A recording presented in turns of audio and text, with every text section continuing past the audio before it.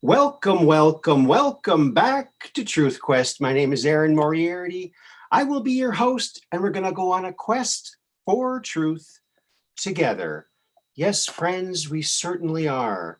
We're going on a quest for truth together. Hey, Mud Rabbit and Edward Taylor. Hello, hello, yo, hello. Welcome. Glad to see you here. So glad to see you here. I'm going to go ahead and, I'm going to be the number 3 like. So when you press the button, the like button, the thumbs up, then that's your lucky number. My lucky number is 3, or was it 4? No, I lost track. Okay. So time to share it on out. Oh, and also the music. Boy, it'd be nice to have a setup where it's automatic, and it does it every time. I also have to change my music, I think. All right, live. Alrighty then. So today, friends, we have some very interesting things to talk about. Some very, very interesting things. Very breaking too, which is quite interesting, I must say.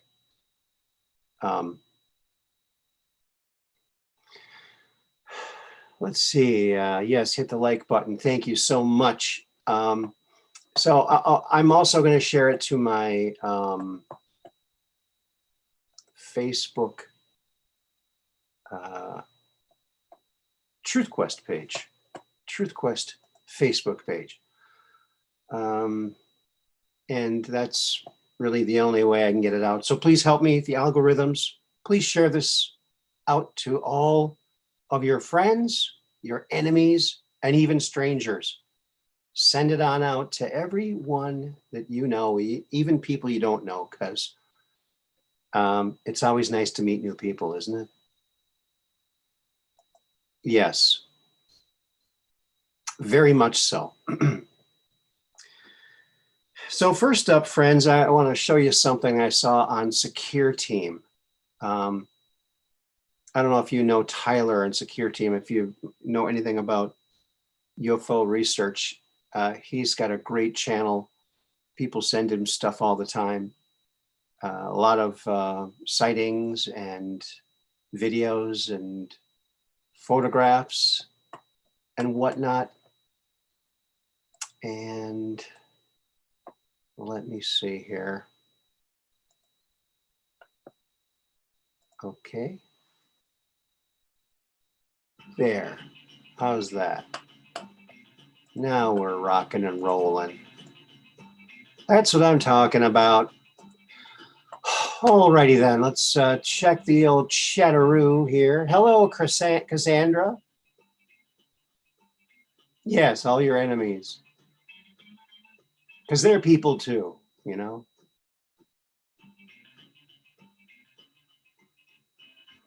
Today's enemy is tomorrow's friend, right? Let's hope that all happens. Through disclosure, we can make friends with everybody, even from distant galaxies. Now, the first thing I want to show you, friends, it's quite interesting. And I saw this on, I guess I got to do this.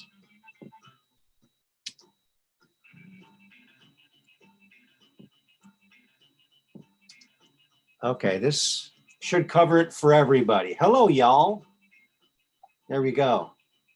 We're always Southern when we need to type something quick, don't we? Aren't we? Yes, we very much are. Secure Team 10. Now, I'm a little confused because I thought Secure Team 10 was different than Secure Team. Secure Team 10 was the fake one, and Secure Team was, am I mistaken? I'm not sure. But I love that guy's voice. He's got such a perfect voice for that kind of a video channel, and some good stuff. So let's, I brought the dogs in because I thought, oh, they're barking outside. It'll be quieter if I bring them in. Finn, the male dog, I think it's starting to rain outside and thunderstorms rolling in. This dog likes to bark at the thunder. because I think he thinks that he can affect the thunder and the storm. Maybe he can. Maybe his sound waves from his bark do something. I don't know, but he seems to think he's got this power. And so he likes to bark at the weather. So this is what I'm dealing with here. So please excuse the occasional yelp, bark, or cry sound.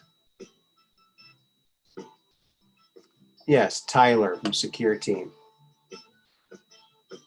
Great. Okay, so I guess I got to get that up here, don't I? All right. Enough about the dog. Okay.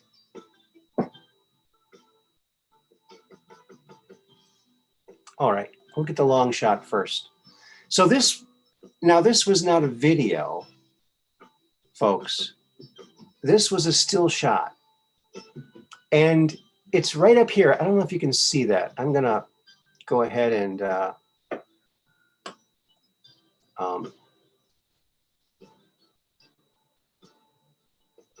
it's right here. And it looks like the Starship Enterprise. Look at that. Only it's missing the two engines above. I wonder if I can mess with the controls and get a little brighter. Look at that thing. Now, he said it sat there for quite a while and took off at a very fast rate of speed. So quite interesting, eh? Look at that thing. What is it? It was there for quite a while. So he got a number of pictures of it. And so that's very interesting. Has anybody seen this one?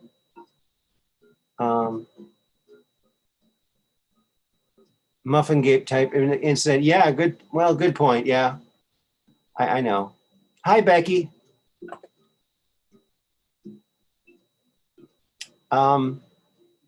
Yeah, it's a very strange looking craft or something.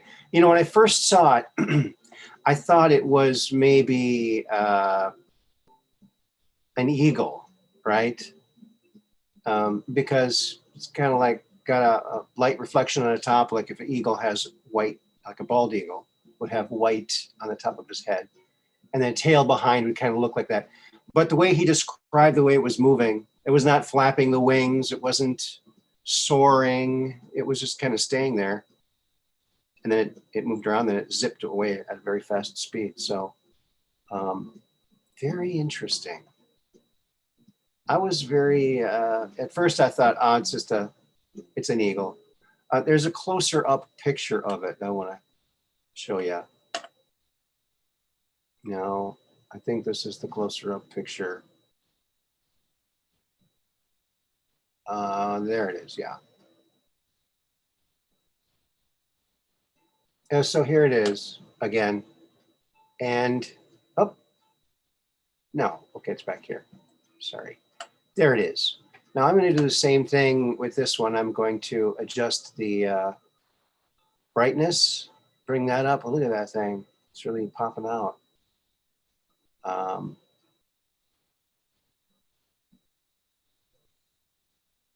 Okay. That's the moon there. Very bright, of course. And then you got this thing over here. And what the heck is that? You know? What the heck is it? Right? Look at that thing. Very interesting. Let me go check the chat out here. Because when I'm doing that, I can't see the chat.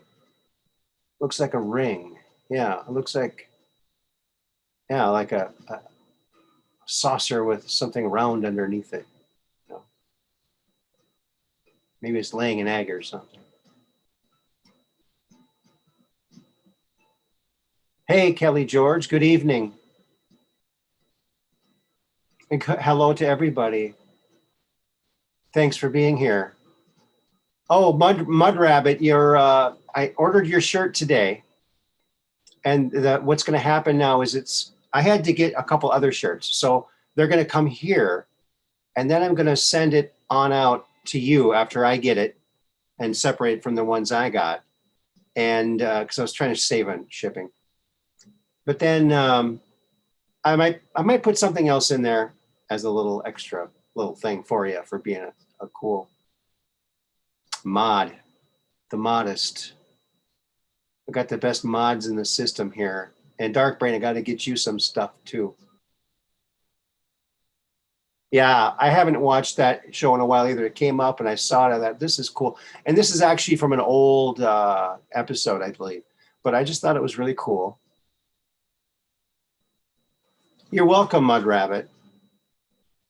Yeah, I'll get that off in the mail. It usually takes a couple weeks to get that stuff. So don't expect it anytime soon.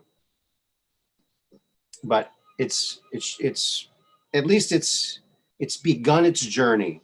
It's, you know, they got to make it the way they do. They make it on demand. So whatever you order, that they make it then. I want to show you guys something, a number of things here before I get into this next big item that I want to talk about. And that is my mother, Marge Moriarty. Now, my mother, Marge Moriarty, she is an artist, okay? She's been an artist her whole life. You know, it was nice growing up with an artist mother. And what she's been doing for quite some time now is she makes these beautiful wood ducks. This is a goose. Now this one has like the wood grain showing through. It's very beautiful.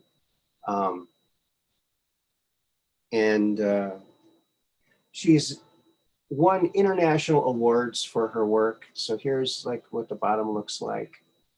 If you have a duck on your mantle, it might very well be an M. Moriarty. That's my mother. And so this is a Canada goose. And she made this actually in 1985. This is when she made this one. Now, she also does these. Now this one has, if you look really closely, you can see the fine feather detailing and probably the dusting that I need to do on it. Okay, but look at this thing. This is incredible. And when they go to the competitions, when my mother goes to these competitions, they have to actually float them in water, and they have to float just like a real duck. You know, the water has to go up to just the right. I mean, it's pretty intense. So, and she's won a number of these, so she's really good. And if you look back here, there's these back feathers here that are like inserts, but they're really thin, and they're all, of course, feather detailed. Now, my father, when he was alive, as you know, he passed away recently.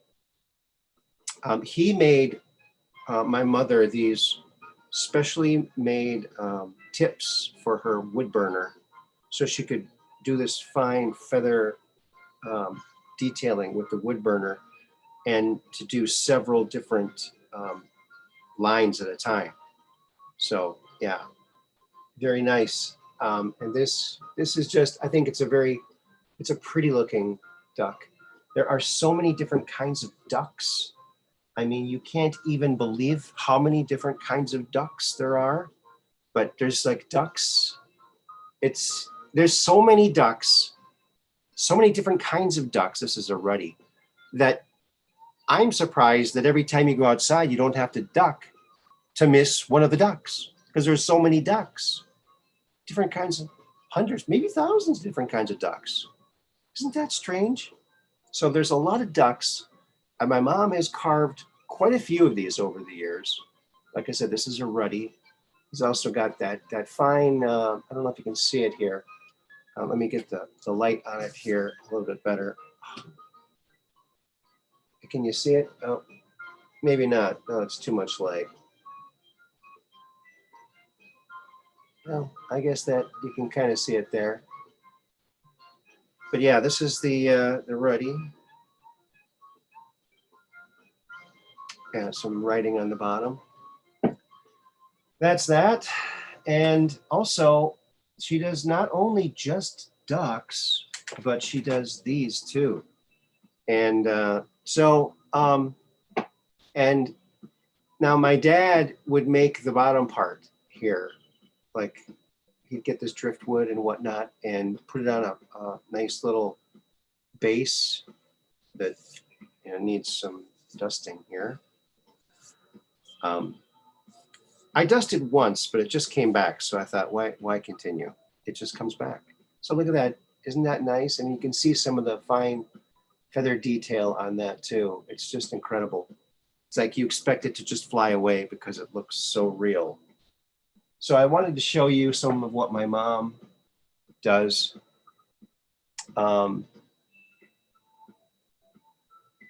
Yeah, sweet dad assist with tool improvement. Yes, he was always great that way.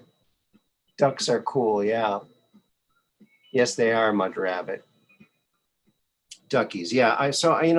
She's great. So, she's going to be starting up making more ducks now. So, might have to set her up with a website or something. She has no website or anything. All of her sales are word of mouth. So, modeling clay. Yes, my mom is very talented. She also is a great painter. She paints, she draws, and she does the crypto quip and the crossword puzzle, and she's just really smart. Great mom. Great dad too, great parents. So yeah, my dad was an artist too. He used to draw. Magical when he would draw. Watching him draw. So one of my fondest childhood memories for sure. Okay, let's get into the meat of today's show. If you're a friend of mine on Facebook, you probably saw me share this out because when I saw this, I shared it right away. And I'll have to show it to you. Well, I couldn't fit it all into one screenshot. So I guess I can show you the one.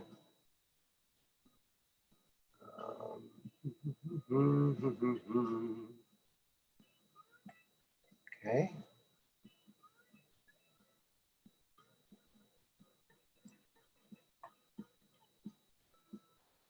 Okay.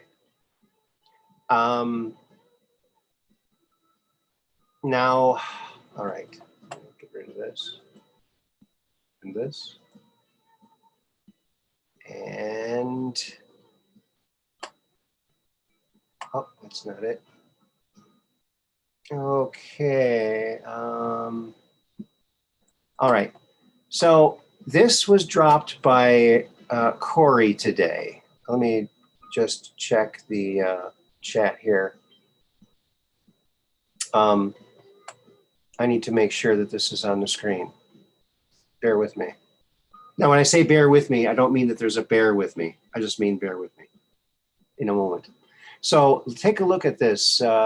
This must be artwork from the upcoming graphic novel by Corey Good and Company. But Corey Good put this out today, and that was the graphics that went along with this. And he said, Cosmic Update Summary. During these tours of the solar system, and locations on Earth, we observed quite a lot. So he got some briefings recently. Hello, Nicoletta Trumpy Bear. Thank you for the super chat, or for the sticker. That's awesome. Hi. Hiya. That's cute. Thank you so much. So he got a number of briefings and tours lately of these facilities. And there's some breakthrough information here, folks. It's not all good information. He's going to be doing a series of videos to bring this stuff all out.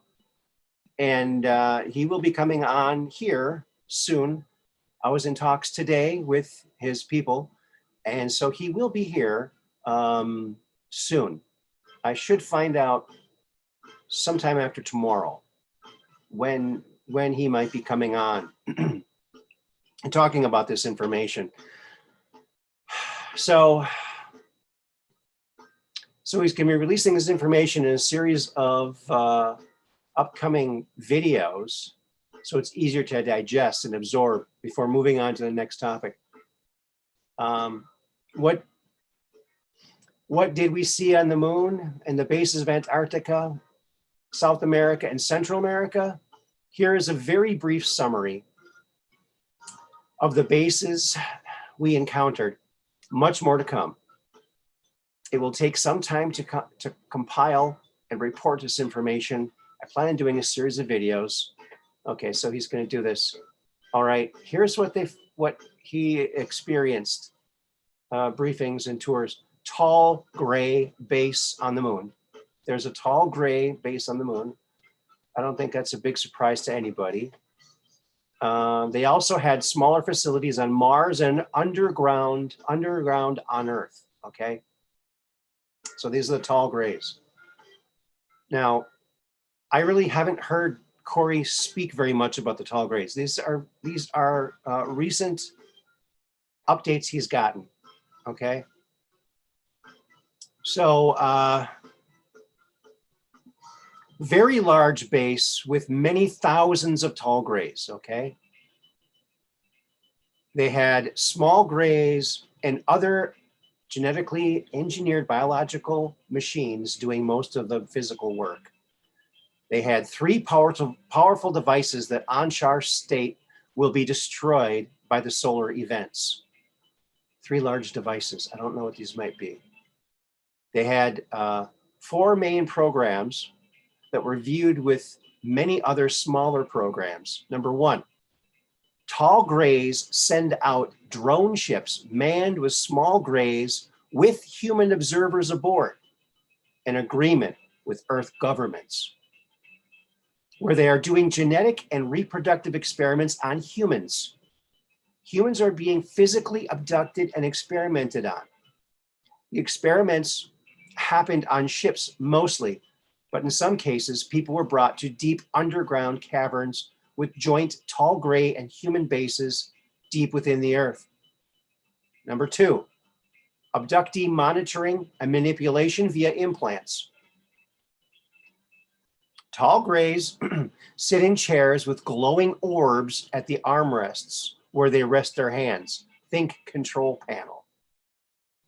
They were abducting people's astral bodies while they were asleep and download experiences and information, as well as give them energetic implants in their eyes and other parts of their bodies. They were also stealing pieces of their astral bodies and storing them. This is disturbing, folks. This is very disturbing. I've heard something about this earlier.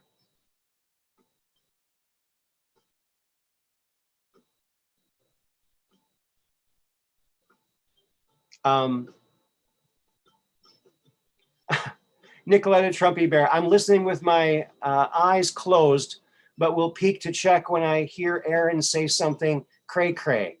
XO. When the ship coming? Nike sneakers, anyone? Yeah. I got a funny story to tell you about that in a little bit, but let's get through this. All right.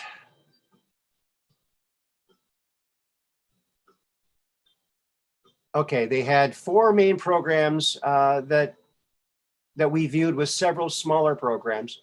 Okay, we already read that one. Okay. 2, abductee monitoring and manipulation via implants. Okay, they send these chairs with glowing handles, and they start abducting people's astral bodies while they're asleep and download experiences, information, as well as give them energetic implants in their eyes and other parts of their bodies. They were also stealing pieces of their astral bodies and storing them. What? There's something more about that too in a little moment here. They were controlling the behavior and perception of reality of people through physical implants in these abductees, as well as through energetic implants that they were putting in people that were abducted in their astral bodies. They could almost use these people as drones at times and also give them distorted information to pollute society with. Number 4, tall grays were using the exact same chair devices to capture people's astral or spirit form after they died. This is really disturbing. They would download experiences and information from them. Some souls were sent to other star systems. One of the 3 devices monitored prior, most souls were sent back to Earth after they took pieces of their soul body. Lack of a better word. It was a bit different than the dreaming astral body abductees. And programming them energetically and sent them to Earth or to realms created by the dead person, created by religions and belief systems. Most of the soul fragments were sent to Earth to reincarnate. The Ashtar told me that the tall grays were interfering in the natural spiritual development of the planet. No kidding. Sounds like it. Many of the souls they deal with are starseed souls. There were huge areas where the tall grays were in stasis type chambers, while other groups of tall grays took their souls and fragmented them and sent them to incarnate on Earth. Many of the humans they abduct physically are these tall grays incarnated. This is done in a way to squeak by without breaking cosmic agreements. Some of these encounters are extremely creepy, as you read above. Some of this was completely new to me and the SSP Alliance members present. There is a lot of hope at the end of this information, but first, it may shock or disturb you. Fair warning. This summary will prepare you for the first bit of information that's to come. So isn't that interesting, folks? What do you think about that? I'll take a look at some of these.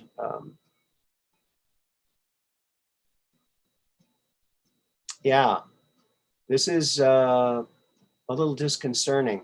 You know, you like to think that after you leave this world, you're in the spirit realm, then none of this evil can touch you. You're freed from this earthly realm, and you go to whatever heaven.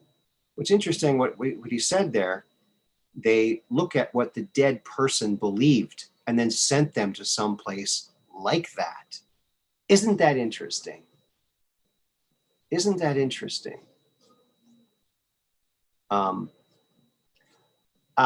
then, you know, if they're mostly abducting fragments, see, our soul, our immortal spiritual being is what animates us, okay? And to incarnate, you have to have a soul, or at least maybe it appears a fragment of a soul. Now, this is really something. Now, I've heard some reports by other people that I'm not sure which race has this. Some ET race has this device that it can extract your soul and keep it in some sort of prison chamber and use your soul energy to run their craft or some of their society. It's like soul slavery. Sounds horrific. I hope all this gets sorted out. We're lucky that we're hearing any of this. You know, this is very interesting information. You're not going to have to worry about that no more.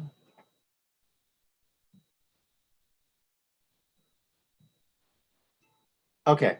Cassandra says, I had memory of being taken underground by FBI. It was weird. For a minute there, I thought you said underground by Facebook. It was weird. I don't know if I'd rather be going underground with Facebook or FBI. Probably neither one, right? You wouldn't want to do that. You would not want to do that. So that's that, folks. What did you think about all that information? Now, I know some people, they don't believe Corey Good for some reason. I tend to believe that he's got a lot of honesty in him. I think that he's a very honest person. That's my opinion. And I believe that he really has experienced these things. That's not to say that I believe everything that he says, because some people might be telling him wrong stuff. Who knows, right? He gets briefings. So who are these people giving him briefings? But for his personal information, I totally believe him. So this is quite interesting. And coupled with the previous report I heard about these soul capturing machines or devices that some of these beings have, it makes it seem plausible. I hope it's not true. Let's just hope that the world is not as sinister as it seems to be.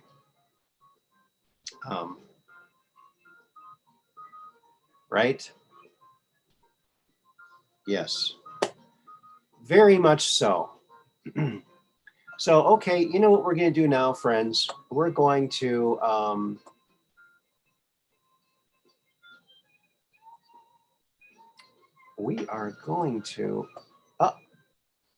what happened there? Something's going on here, folks. What is this?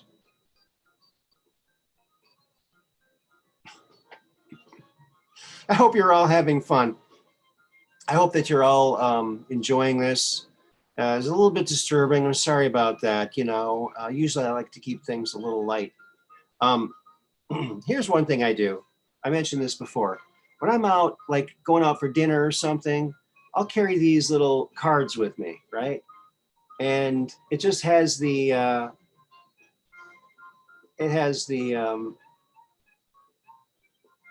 Truth Quest YouTube channel thing on it. So I hand these out, and so people have a picture of a real alien. Yes, that's Skinny Bob there, and that UFO is exactly like the one I saw in 1986. So a verified alien and a verified UFO. I've seen it myself.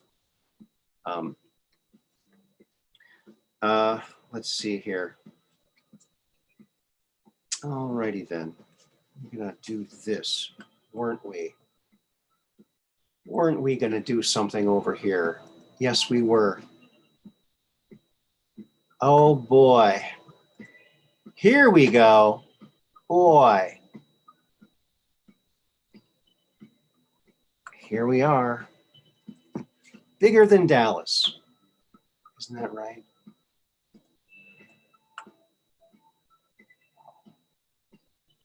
Where the heck did it go?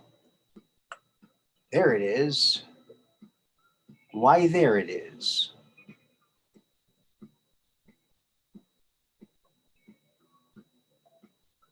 And into the chat it goes. This is the Zoom link. Yes, if you want to come in, call in, talk about your experience. Yeah, I print these cards off on my printer, so that's what I do. Yeah, I surely do that. Yep, that's my little card with Skinny Bob. Foam, edge, foam, edge. If you're old, you remember that commercial. I don't watch commercials anymore, except on the videos on YouTube. I do watch some of those. So let me go check. I got one participant. That's me. I think that's me. But actually that's three. Me, myself, and I, right? Always got company. Me, myself, and I. So now I got to open up the chat in here and give a special secret message to anyone who calls in.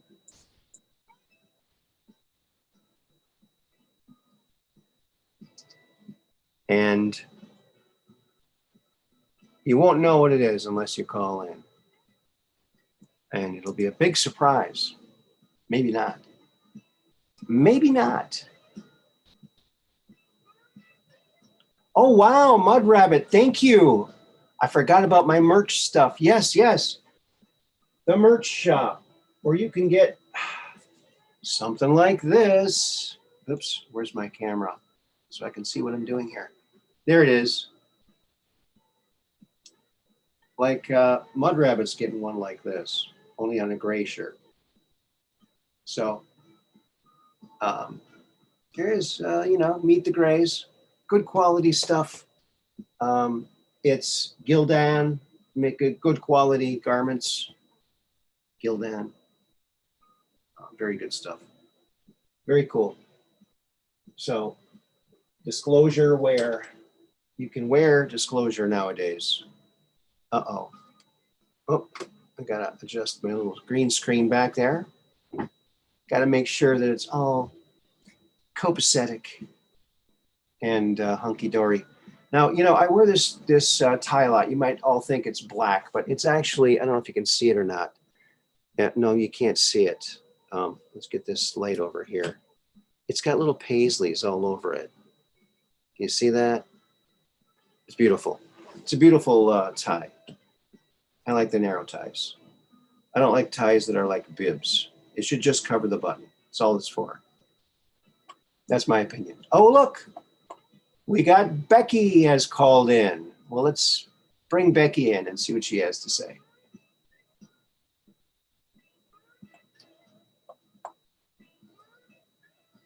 Hello, Becky. Make sure you mute the stream in the background and unmute yourself. Oh, oops, I'm gonna adjust that again. Uh-oh, something's happening here. Okay. Are you there? There you are. Yes. I know. I'm trying. Okay. I'm trying. Hi. Hello. All right. I'm trying. You're doing good. Don't worry. You just have to mute the stream. Listen only through the Zoom. Oh my not through goodness. YouTube. Just mute the YouTube. Oh. Okay. I'm trying. No worries. Lord. Hello. I'm trying. You're doing good. Don't worry. Okay, here we go. Listen only through the Zoom. Okay. Okay, I'm gonna mute you for a second there. I don't blame you. Did you get it? I think so. Okay. Oh, good. All right. Yeah. What do I know? Sometimes it's a little tricky to get that going like that. So, how are you doing tonight? I'm doing okay. I only disagreed with one thing that you said. Oh yeah, what did you disagree with? When you said that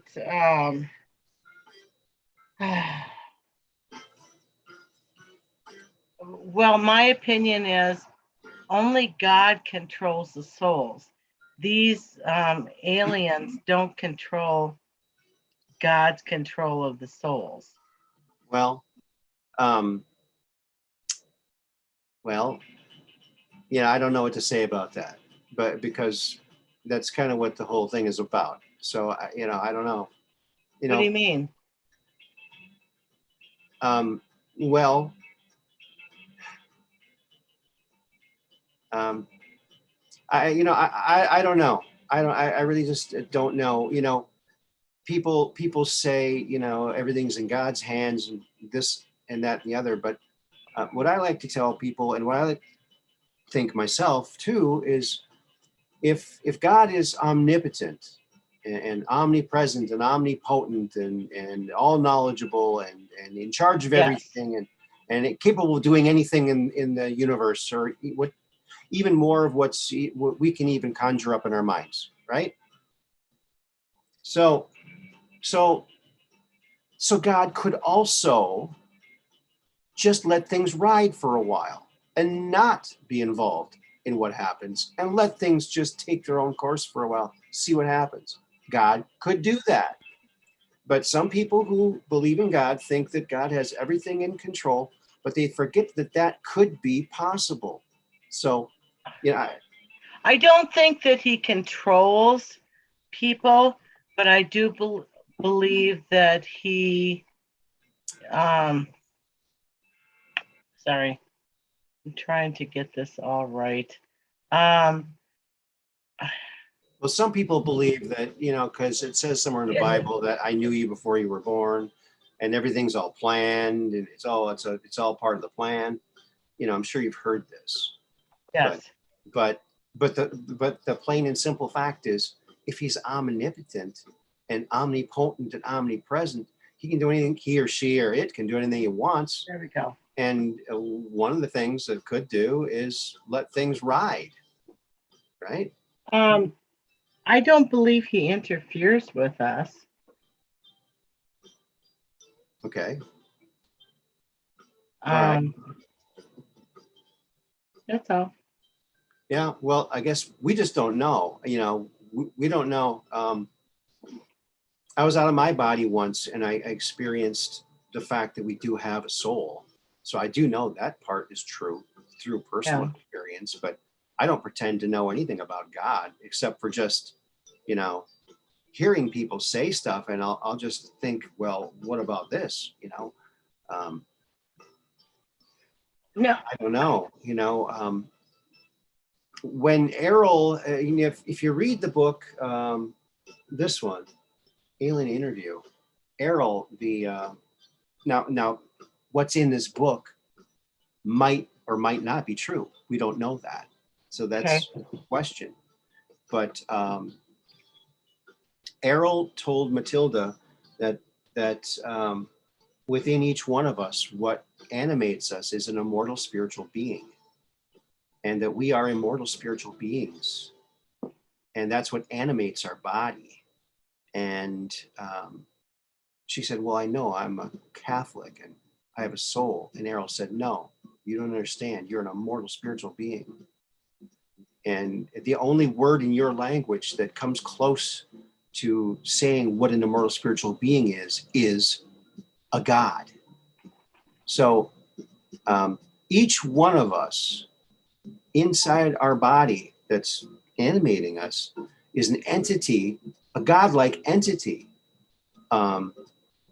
You know, is it part or a piece of the God energy? Quite possibly.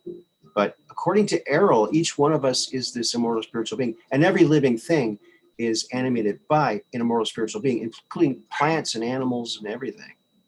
Yeah. So I understand where you're coming from with all that. I really do. I don't claim to know anything. I'm just, you know, you hear interesting things and puzzle pieces. Here's the phrase you can use if you'd like, because I could hear you saying this phrase. I don't know nothing about nothing, no house anyway. Yeah, I don't. I don't know nothing about nothing, no house anyway. Right. Thank you, Mud Rabbit, for putting my address in. So I got my P.O. box there and my email. If anyone wants to send me stuff or whatever. Does it bother people that I'm smoking? I don't know. I don't know. I'm not, I'm reading some of the... I just wonder if they do. Satanists, their DNA is different, Nicoletta Trumpy Bear says. Cain bloodline. Yeah, I've heard that. I think that these people, they can make themselves believe anything, you know, and follow whatever edict they want to, dark edicts. I think we're just real lucky we're living in a time where we can see the darkness and shine our light. It's a very extraordinary time. 100%. Yeah. So, oh, smoke away. Trumpy Bear says smoke away. Yeah. Yeah. Thank you. It's not that I want to smoke, it's just that I'm still smoking. I don't smoke, but I get burning mad. Hey, by the way, I like your one-liners a lot. Oh, yeah? Yeah, I chuckle all the time. I go, well, he did another one. He did another one. Well, jokes aren't always a laughing matter. And I don't know if you know this or not, but my dentist recently got in trouble for telling jokes. Why? He pulled too many good ones. Ba-dum-pa. Yeah. Couldn't resist. Hey, there's lots of dentist jokes. There's almost as many dentist jokes as there are golf jokes. Did I tell you the one about the guy that walks in the bar? This guy walks in the bar, to a bar, and there's like no one else in there except him and the bartender. And he hears all these voices. Hey, nice tie. Hey, I like your hair. Cool duds, dude. He's looking around. He's going, wow. He's kind of confused. And then the bartender comes up. He goes, he orders his drink and he says, oh, by the way, I keep hearing these really nice things being said to me, but I can't figure out who's saying them. And that bartender goes, oh, we get that a lot. That's just the peanuts. They're complimentary. You know what? I did hear you say that before and I loved it and I chuckled forever. Yeah. So I appreciate it. Well, that's one of my favorite jokes, so I'll probably tell it more than once. I like jokes. I think that's probably the reason most of us are here, to tell jokes. When I worked in the taking care of elderly people, I could only do clean jokes. So I looked up every frickin' clean joke I could find, and they loved it. They, just one after the other, and made me happy. So. Jokes are the best. Jokes are the best. Boy. I think I told you the one, and I apologize if I am repeating myself, but there was a papa owl, a mama owl, and a teenager owl. Okay. And mama owl said to papa owl, I'm so worried about Junior. And he said, well, why is that? She says, well, he just doesn't give a hoot about anything. That's a good Perhaps one. I didn't tell you that one. No. But anyway. You hear about the American Indian that went to a psychiatrist? No, I haven't. Well, this guy, he was an American Indian, and he went to a psychiatrist. He said, I know there's something wrong. I just don't know what it is. And the psychiatrist says, well, tell me a little bit about your day when you wake up. What do you do in your typical day? He goes, well, when I wake up in my teepee. I hang around for a while, and then I head over to my wigwam. I hang around there for a while. Then I go back to my teepee and I hang around there for a while. Then I go back to my wigwam and I hang around there for a while. And the doctor says, I figured out what your problem is. He goes, you did? Yeah, you're too tense. I like that one. I do too. I actually dated a psychologist for 3 years, three and a half years. Yeah, we did spend a lot of time on the couch, for sure. Yeah. Oh. True story. But yeah. I'll do that. It's weird dating a psychologist, because it's like you never know if they're analyzing you, or what, It's like, stop analyzing me, Well, but even people that are wannabe psychologists, they analyze the hell out of you all the time too. Yeah. Yeah. Yeah, I just think, if you have a good friend to talk to, that's like a psychologist. Yeah. Unless they're pushing you to do things, then it's not Yeah. good. So, have you ever seen a UFO? Yes, and I have a couple photos. I used to be a school bus driver, Okay. and I would be. I apologize that I'd have to find the photos, but I can describe it quite well. Okay. Anyway, so I would, you don't when you can imagine when you're a school bus driver, you don't go out to your route right away. You wait for time to go by. Do you know what I mean? Mm-hmm. Anyway, so I was waiting by the bank and all these things for my time to click away so that I could go on my route. And it was still dark outside, relatively speaking. And I saw these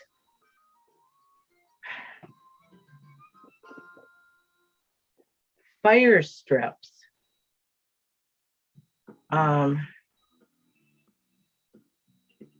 So I took photos of them because I thought, well, this is interesting. Fire And, strips. Now, what do you mean by fire strips? What's a fire strip? okay. Okay, can you see this all right? It's actually in my carpenter pencils, but I mean, you can imagine. Can you see this okay? Yeah. Yeah. Okay. It's like a tube. Well, imagine this shape, but like the sun on fire. And okay. And I kept seeing them every day. And so I took photos of them every day. If they were in one spot in the sky, or pretty much, yeah. were they like way up in the sky, or kind of down? No, on the more along the horizon. Was there anything behind it? No, just trees or mountains behind blue it? Skies. No, blue sky. It was in Mound. Okay. So you can relate to that. Yeah, the Mound Library has more books on the occult than any library in the area. I did not know that. I lived in a apartment there, and there were some strange goings on there, and they found out that someone was sneaking in underneath the building because they had a crawl space. You could get in. Of which building? Excuse me. It's an apartment building in Mound. Now, which one? Scum Bay. I called it Scum Bay. I don't know. It was my first apartment. It was they were small little apartments on 110. If you're going from town, going towards the high school, it'd be on your left. And it was, I think, before Grandview before Grandview. Okay, I know the ones. I lived there for a while. Scummy ones. I lived there for a while myself. Oh yeah, so I know what. Yeah, that was my first. So what happened was someone was accessing that crawl space underneath, and they were sacrificing cats down there. And there was a big pentagram down there, like a glass pentagram table, and a cushy chair and candles everywhere and cat skeletons. And people were like, "Oh, Fluffy, where's Fluffy?" And someone was, and then one of the guys, I think Weisgarber, he went down there and he destroyed it all. Destroyed all the evidence. It's like, wouldn't you want to find out who the heck is going down there? Yeah, most certainly. He flipped out and kind of got rid of it all. But I saw what was the aftermath, and it was spooky. All I can say, it was spooky. I remember, I won't say the name. I'll just say the first name. A guy named Ross. I don't know if you remember him or not, but Ross? he was a like a Satan worshiper type of guy. Ooh. Yeah, from that area. Not a good guy. No. Anyway, But the point is, okay, so that flame thing that I saw going across the sky, if you were to look from the old high school, it wasn't there at that time. But from the old high school, and you were to look at the sky, you could see. I know that you know that area. I'm getting confused because I'm thinking, okay, so are you, I'm trying to figure out from what era you're looking at things. But okay, there's a grocery store. Lund's? No, it was in Mound. But anyway, you could look across and it was clear sky. You could see everything. It was blue sky, and yet there was this horizontal fire. How close to the ground was it, do you think? It was far, but I mean, comparatively speaking, it wasn't way high up in the sky, but on the other hand, it wasn't way low either. Do you think it might have been some kind of lensing effect from like a sunset or a sunrise? Well, what does that mean? I'm curious to know what you mean by that. There's different atmospheric things that can happen, and different pockets of air or ice crystals can, create different illusions or different visuals. And sometimes the sun can, kind of like a mirage. Right? Okay, I considered that it was like a mirage, except it happened day after day in the same kind of, yeah. Okay. So then I thought, well. And you took a picture. Now I do have photos of it, and I will send you the photos. That. I know. A friend of mine saw something, was an L-shaped burning thing in the sky. L-shaped. So very similar to what you're talking about, but it was L-shaped. Like have you seen that one lady on YouTube who says, she sees all these things? Do you know what I'm talking about?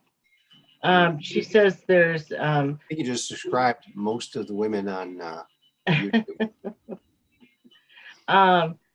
Anyway, she has photos of what she calls alien ships that are similar to my photos.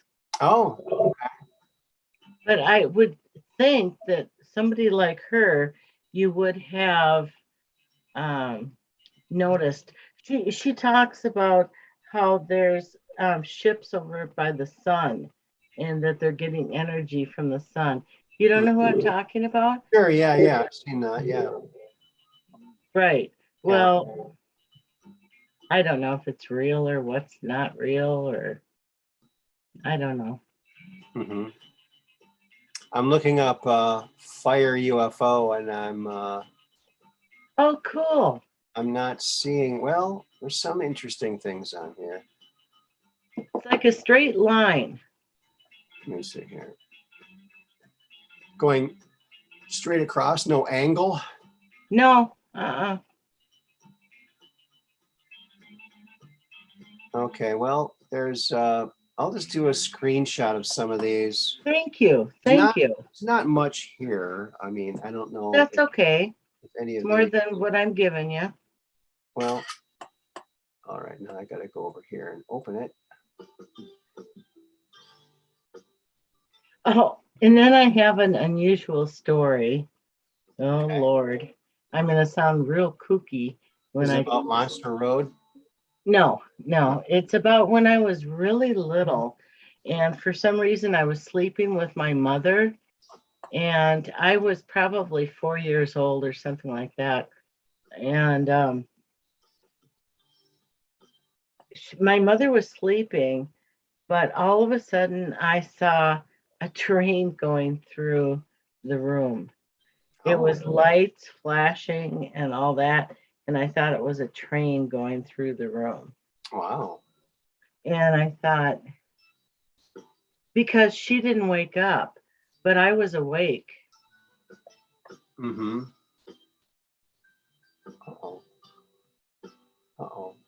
Did I do it right? Um, I think I did it wrong. Oh, no. it looks more like that one with the circle on it, only closer. Okay. Or it looks like that other one that's going downward, only instead of going downward, it's straight across. Okay. That's what it mostly looks like. I got the wrong one on there. This was the one I. But you were talking to somebody recently, and Austin?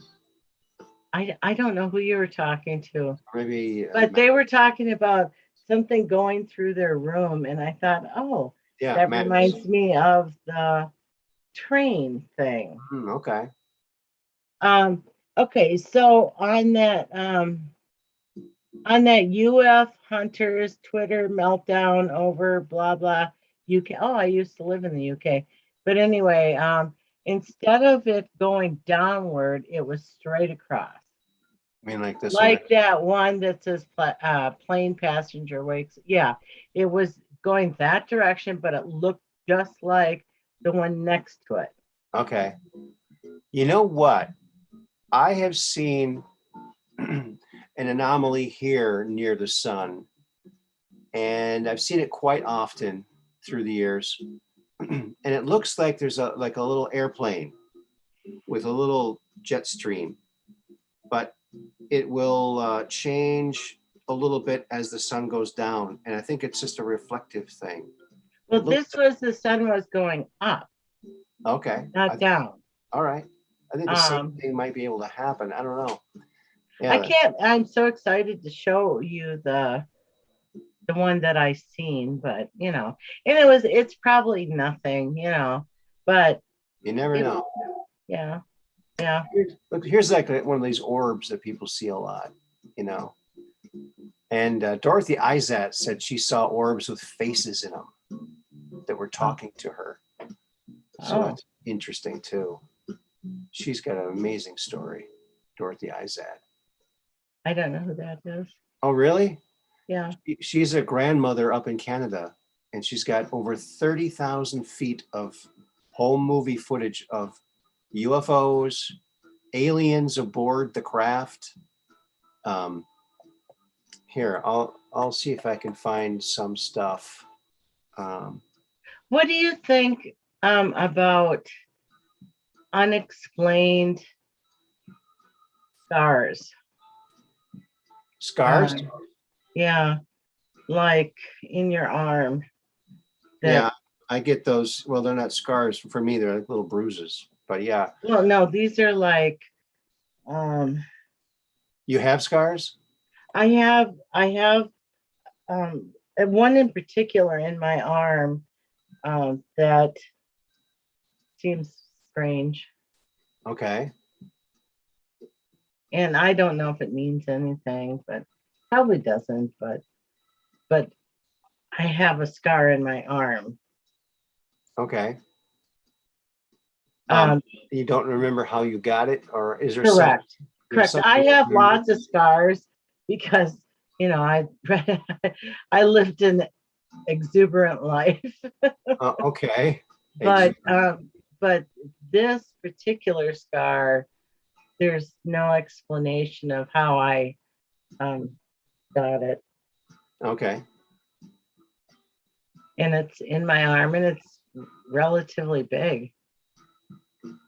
Is there something underneath it, like something implant or something? Well, I don't know what it is. I really don't know what it is. But I find it unusual that I have this thing in my arm that I have no explanation of how it got there. Mm-hmm. Okay. I'm trying to find some Dorothy Izat images. I'm not seeing them. Oh boy. So, Aaron, I hate to change the subject on you, but I had spoke with some folks on the live chat before All right. about ghosts. Okay. And I said, well, it's kind of difficult to explain. It's lengthy, whatever. And I said, someday I'll mention about what happened. And I'm prepared to tell you what happened if you want to hear what happened. Sure. Regarding ghosts. Okay. Without, okay. I was in a woman's halfway house. Okay. And it was two mansions hooked up together by a hallway. Okay. And everybody had their own job that they had to do. And my job was to check everybody else's jobs to make sure that they accomplished them. So I would be like the first person awake in the morning to check people's jobs. And so I was one of the first persons. It was still dark out, whatever. And I was checking, you know, did they make the coffee? Did they do this? Did they do that? And I was walking towards the hallway that connected the two buildings. And I saw what I thought was Marge going into one of the doorways in the hallway. And I was speaking with one of the counselors there. And I said, you know, Marge has been in there for a really long time, and I'm kind of concerned about her. And I said, can we check on her? And they said, yeah. So they knocked on the door to have Marge come out, and she didn't come out. And anyway, they knocked and they knocked, and they had keys to get in there. So they did. The room that they were going into was the Xerox room. And it was one way in, one way out. The door was locked. They opened the door and nobody was in there. And I had seen what I thought was Marge wearing her blue pajamas, turquoise pajamas, and come and go out of that room, which was locked, and nobody was in there. And I just think that I really believe that I saw a ghost at that time. I 100% believe that. Yeah. Yeah. Because nobody came in, nobody came out. There was no way to get in, no way to get out. And yet I visually saw her with her turquoise nightgown go in the room and come out of the room, and the room was never opened. Wow. And anyway, I had seen her later on, and I told her about it, and she goes, that's not even my job this week. Wow. So it wasn't her. Anyway, okay. But there was other ghost sightings, we'll call it, in the buildings. Like people would wake up with alarm clocks sitting on top of them and different other things. But I am 100% convinced that what I saw was a ghost. Okay. All right. Wow. Now, I know that there were a lot of ghost stories around where I lived in the Highlands, because it's mound because of the Indian burial mounds. Yes. So we are right on top of one of the Indian burial mounds, 3031 Highland Boulevard. Yes, I'm familiar. I'm familiar. And so we were right across the street from the lake there. And my little brother claims that I saw a UFO with him over Lake Minnetonka. He said it looked like an upside down helicopter. And I said, I don't remember that, Craig. Sorry, you know. And I really kind of think, I'm starting to think we were tricking him to make him believe that he saw something he didn't see. And he just doesn't remember. I don't know. I think if I really would have saw something like that, I would remember it. Yeah. But yeah. I'm familiar with the Indian burial mounds, and I think I probably had mentioned this to you before, that I felt as if that I had a guardian of an Indian that actually followed me all the way to England when I lived there. So Wow. I believe that and to this day, have an Indian guardian. Okay. He's been protecting me for years and years cool. and years. Wow. For a long time. Yeah. I've often thought, what would I do if I was a ghost entity? And I'm pretty sure you could be able to find me at the local bowling alley. Whenever a kid throws a gutter ball, I'm going to make it stop before it hits the gutter and make a strike out of it. Some miraculous thing. Yes. That'll be me. But actually, you know, when I left my body, I didn't even think of that. So when you're out of your body, you don't think about the same kind of things you thought about in your body, because it's a completely different way of thinking about things. You don't have your brain when you're out of your body. You have a different way of seeing everything. Everything's completely different. I believe that the Indian guardian that I had actually saved my life on more than one occasion. Oh, yeah? That's part of the proof to me that they existed. I was in the snow, unconscious, and they got me up and moving. Yeah. Wow. It's weird. I know, but and then I'm an artist, and I have done some paintings, not all of them, that I felt were inspired by an Indian kind of a thing. Yeah. Everybody's drawn to the Indian culture, aren't they? I mean, it's amazing that we tried to squash them out, but so many people identify with the Indian culture. It's amazing. Well, supposedly, you never know.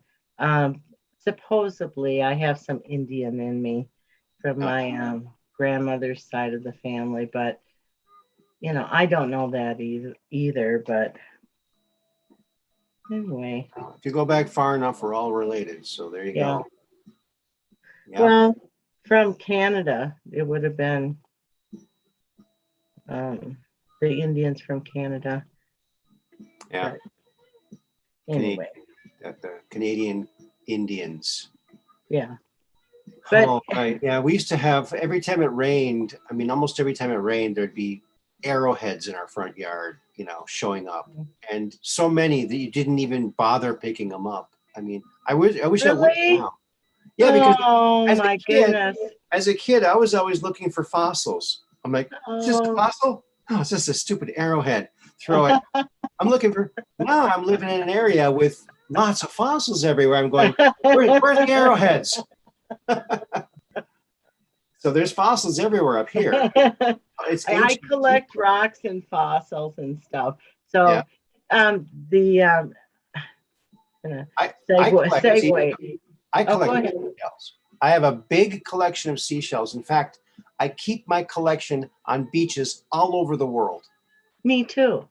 Oh, no, I have, my collection is from all over the world. I keep mine. The University of Duluth wants to come over and see my collection.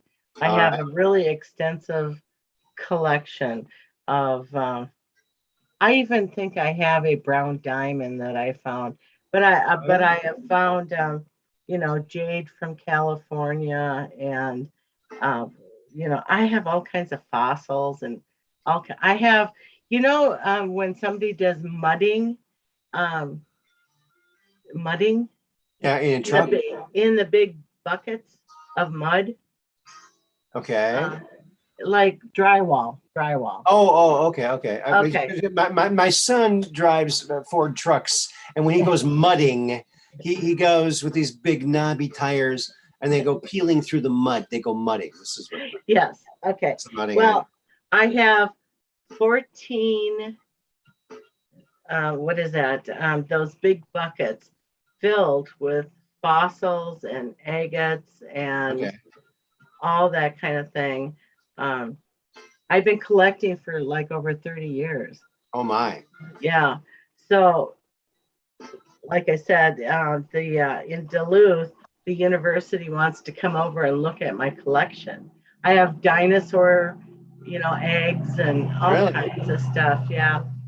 And I stuff thought I from heard something England. hatching. I thought I heard something hatching over there. But anyway, so that's another story. But Wow, that's interesting. Yeah. Put those eggs in an incubator. yeah, well, I think they're Uh, beyond that. Oh, Mud Rabbit says, I'm in Florida. I have Aaron's collection all over the place. Yeah, yeah. Thanks for watching it for me. Um, yeah. But Rocks. Yeah, rocks are interesting. They're heavy. You could probably build well, up. You could probably you build can something on those rocks. you can use a certain type of light and fluoresce it and see, all kinds of Glowing rocks. I've seen those. Yeah. yeah. Up in near So Duluth. Yeah, I've seen those. Those are. Yeah, you can use a black light to find them, and they're like yeah, phosphorescent rocks. yes. So Yeah. I have actually literally cleaned and looked at every rock that I have. Okay. I've washed them and cleaned them, Uh-huh. and I love look. I haven't looked at them for a while, but You should videotape them, go on a board and tip the board up and make them roll and name the video The Rolling Stones. And you get a lot of hits. I bet you get a lot of hits on that. yeah. You know what? Gosh, I had a picture from Dorothy Izett of an arm of an alien on board one of their craft. And I just can't find it, which is unfortunate. Well, hold on a second. I'm going to check one more spot since we were talking about Dorothy. But yeah, she's incredible. She met with J. Allen Hynek in the 70s when she started getting this footage. And he said, "You really got something here." He gave her some advice. He said, keep to yourself, keep recording, just keep until you have enough stuff that no one can question you. And so that was the 70s. And so she finally came out a few years ago and they did a movie about her, Capturing the Light. I highly recommend it. It shows her whole family. And all these years, her family didn't believe her. And you see her whole family when they witness what the cameraman caught outside the window, a UFO, when they were filming the daughter, who was recounting when she saw one of these craft with her mother. She was the only kid that believed her mother because she actually saw one time when she was there. But to see the rest of the family come to grips with something that they convinced themselves over the years that could not exist, and all of a sudden, there it is, bigger than Dallas. There's something else, man. Capturing the Light, the true story of Dorothy Izett. Highly recommend it. I have a deck outside right there, and it's all dark. I live in northern Minnesota, and I should be sitting out there looking at the skies. Yeah. And I used to do that more often. Now I don't do it so much anymore. But if we just look up to the skies, it's amazing what we can see. Yeah. And we're lucky if we can look up and see the stars, because for many years I could not see for a couple of years. I couldn't see stars because I lost the vision in the center of my vision for a couple of I'm years. sorry. Yeah, I couldn't see people's faces. I looked right at them. I couldn't, it was just a jumble of colors, whatever surrounding colors it was. So I had to look above, like a foot or two above someone's head to see them. I used my peripheral, but you can't really recognize somebody. You can't really say, I couldn't recognize people because I couldn't. What about now? Now I can see much better. My right eye got very, very much better, but it's not so good now. My left eye it's got a big blind spot in it. It's near partially encroaching on this center of my vision again. So I'm sorry. That's part of the reason I wanted to help Andy with his eye problem, is because I'm not too far behind him here. And it's something we all need to,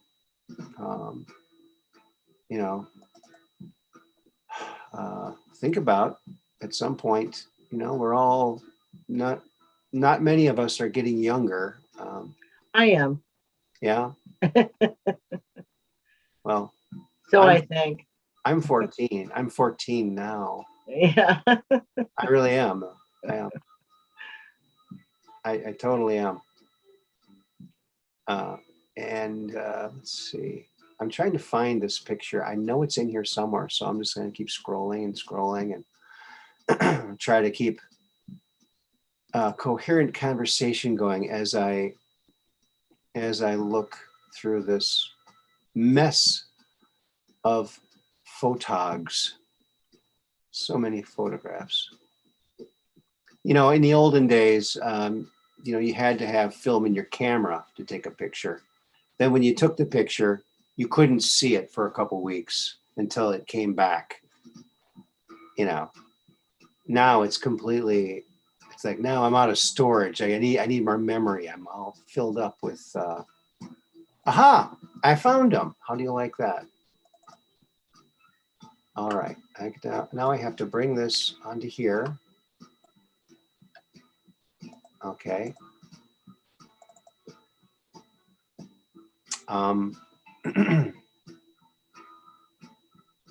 Yeah, it's an amazing story, the Dorothy Izat story. I wonder if I could just show this. I don't know if that would work. Maybe I'll try. Hold on a second. This is taking too long, so I'm going to try something here. All righty then. See, we're always learning something new here on the Truth Quest. Aren't we? Oh yeah, I can show just the photos here. Okay, so, all right, now here is, she takes home movie pictures. I don't know if you can see that or not. Oh yeah. So these are, she'll be shooting her home movie camera. Yeah. 8mm film, old school. And there'll be like a couple of dots, like a couple of spaceships or 3 dots or something. And it's just sitting there. Then all of a sudden in one frame, bam, this. And then there's nothing on the frame before it, nothing on the frame after it. And they go like, I think 14 or 18, wow. 16 frames per second. There's no way you can jiggle it and get only movement on one frame. So the idea is these aliens are painting pictures that have some kind of meaning that we're supposed to get. And so that's that. Here is the arms inside one of the craft, and there's some kind of control mechanism here on the craft. Here's 2 alien arms, okay? Looks like they have webbed fingers. It's pretty interesting, wouldn't you think? Yeah. Here she is, Dorothy. I guess that was from 1996. There's lots of photos here. Here is a very interesting picture. It's one of those same things where there was a couple lights before, a couple lights after, and then this. Now this looks like a painting to me, and this looks like a woman in like a white dress, and there's children over here, and there's something over here, maybe some other entities. But when Dorothy did a regression, she did a hypnotic regression years ago, and she found out that she lived in Atlantean times and that she saved these children. She was put in charge of saving these children, and they hid in this cave in Italy, and she named the cave. She knew exactly where it was. And after she got this information, she did some research and found out that from the locals there in Italy, that yes, their ancient lore is that some woman saved a bunch of kids by putting them in this cave for a while and saving them. Very interesting. Well, you know, that's kind of reminiscent of what's going on. You know, we're hearing about things like that. Mm-hmm. Here's some different craft that she captured. These are like a montage of them. So she got all these separately. So here, the craft, you can see the outline around it. And she'll be filming these and she'll say, oh, could you make yourself more visible? Like, can you light up so I can see it and film it better? And they will. They want her to film this. So here's a craft here. Wow. I'm not sure what this is, something going towards the moon maybe. And here's a craft. And all the images are kind of fuzzy because it's home movie footage. But it's also impossible to fake this stuff, you know? Here's another craft. Look at that. I mean, she's got 30,000 feet. That's what it looks like. My pictures. Okay, this is like. But mine are a little bit longer. But okay. they're the same thing. All right. Interesting.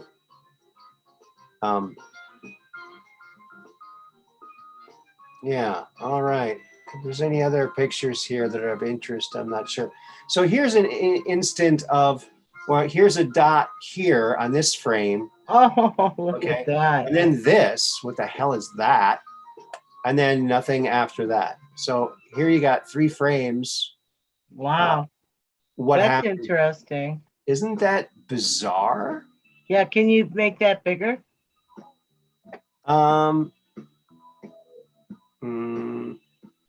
How would I do that? Oh, here, yeah, I think. There we go. That was easy. Oh, yeah. Oh, see, look at that. So these are separate frames. So this is one frame here. Yeah. And then here's another frame. Look at all this. I mean, you can't jiggle it and get all these little details. There's no way. There's no way you could do it. That's cool. And it would have bled into another frame if you were jiggling it. So. And it just happened. It just came right out of there. Yeah. I don't know what these are. Little movies or something. I'm not sure what they are. But yeah, that's Dorothy Izat. I save pictures or photos rather of the you know what they do in the sky with the airplanes and the lines and all that. I've been collecting those. Do you know what I'm talking about? No. Oh, you don't?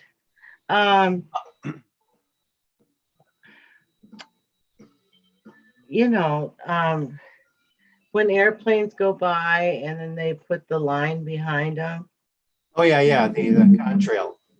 Yes. Contrail. Anyway, so I have been saving all of those. Okay. For a really long time and sharing with a friend of mine as well. But that's some spooky, weird stuff. But okay. Interesting. Yeah. I don't know if you're involved in those, but I'm involved in lots of stuff. Too much. I think that perhaps you are. Too much stuff.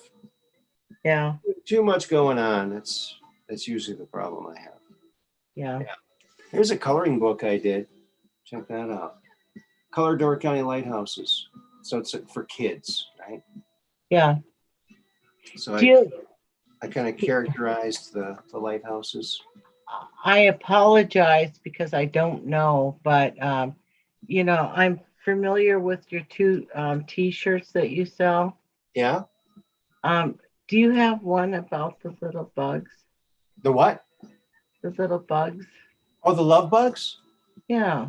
No, I'm in the process of getting that imagery from one computer onto the other so I can get that onto there.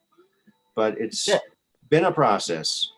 So I like those so much, and thanks. I would be interested in purchasing one of those here's T-shirts. some of the love bugs. I know, they're so sweet. Antennas. Yeah, they're fun. They're fun. In fact, hold on one second.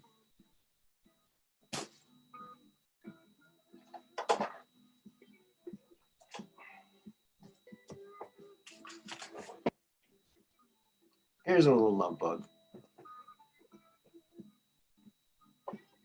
So there I haven't seen that. That's Buddy Love Bug. Yeah, I was using these to do stop motion. Yeah. Stop motion. Are you selling them?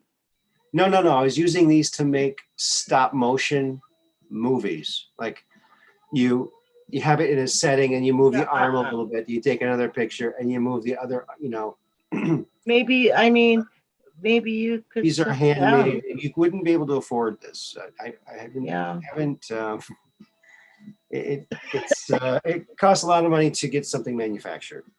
Yeah. And so I just did this to make the programming. So yeah. And then down the line, maybe have them made, but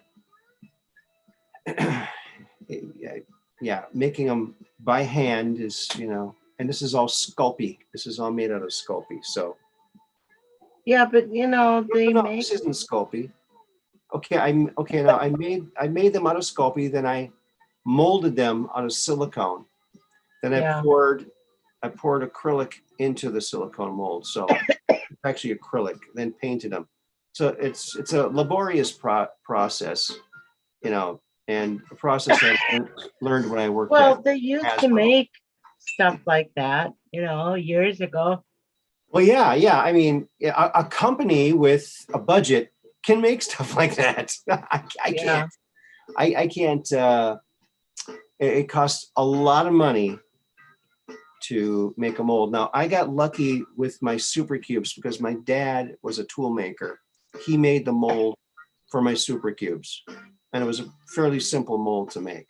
So in this case, it was a little easier to get it manufactured, although still very expensive. People don't realize how much it costs to get something out there. And then once you get it produced, you have to advertise it, you have to promote it, you have to market it, you sell it. There's really, you need a team of people. Yeah. When's Aaron's birthday? Oh, it was my birthday yesterday. Well, happy birthday. Oh, thank you. Abby wants to know when my birthday is. My birthday is on March 21st. First day Pisces or something, I think. No, Aries. Aries. On the cusp. Oh. On the cusp of Pisces. Because I would read Aries all my youth and go, well, kind of sounds sort of like me. But when I learned about the cusp and how that influences, because I'm on the cusp of Pisces, now if I read both of them, I go, okay, that kind of sounds more like me, both of them, Yeah. But it's kind of a weird combination. Aries, though, I went out with a guy that was an Aries. Okay. He was interesting. I've had friends that are Pisces, but the Aries ones. Three days before Mud Rabbit, my birthday. Oh, that's interesting. Hello, Just Josh. Welcome to the program. I saw you in there a little while ago. Meant to say hi. Happy birthday from Josh too. So everyone's saying happy birthday to you. So there you go. You got lots of happy birthdays, Dark Brain. Happy birthday.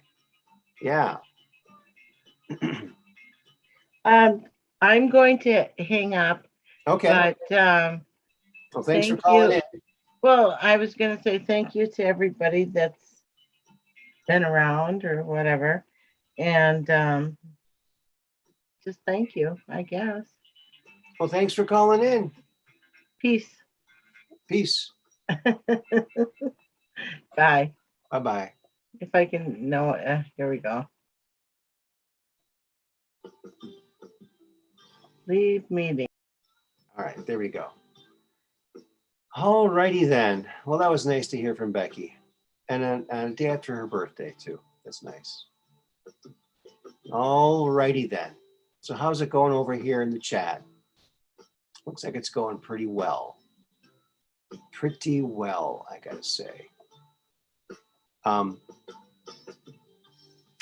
we got 20 likes. Thank you, everybody, for liking and sharing. Sharing is caring, so thank you so much.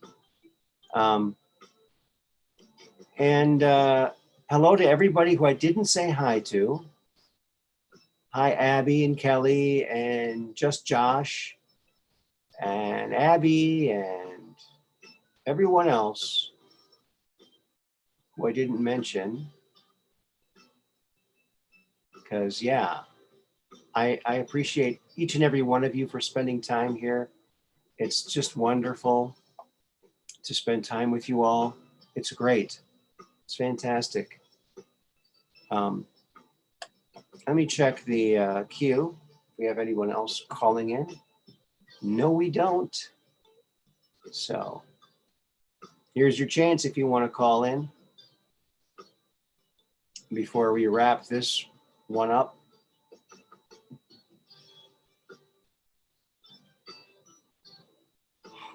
We be cool, Mud Rabbit says. Oh, Abby's on the cusp too. What cusp are you on, Abby?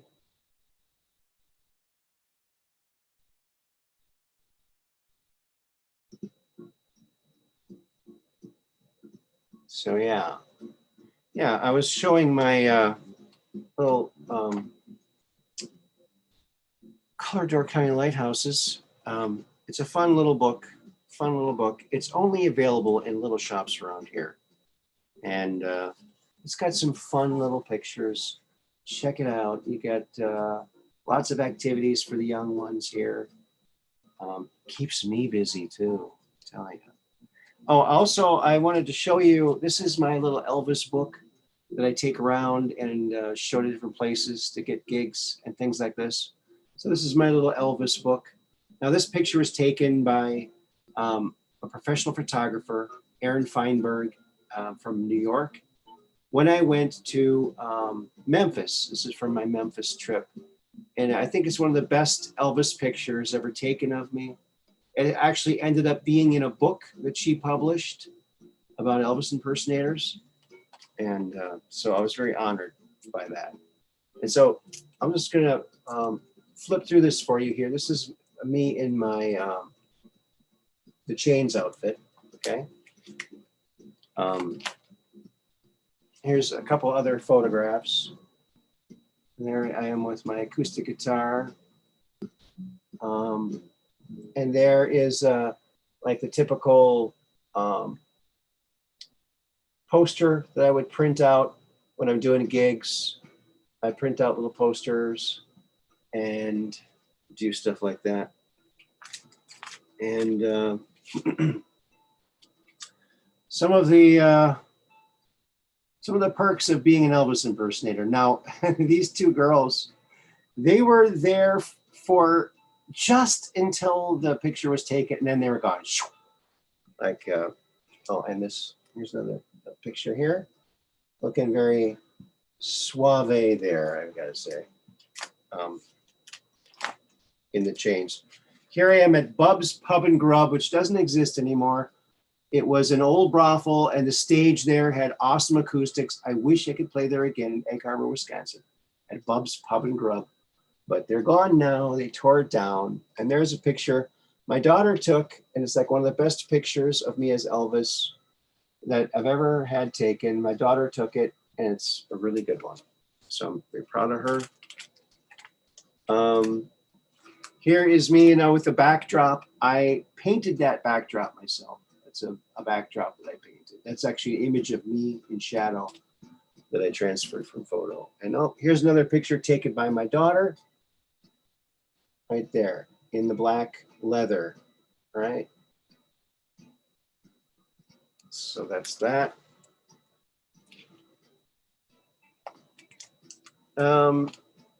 Here I was, I put out a CD with the same songs on it that the Elvis album with that similar cover, but that's actually me, and it's Aaron. And this is me on Beale Street in Memphis. My one trip to Memphis back in 2005. It was fabulous. It was so much fun. Went down there and walked around in my costume and on Beale Street. I got invited to sing with 2 different bands there. It was fabulous. Just a rush. We went into Stax, and I got to perform in Stax too, so that was kind of cool.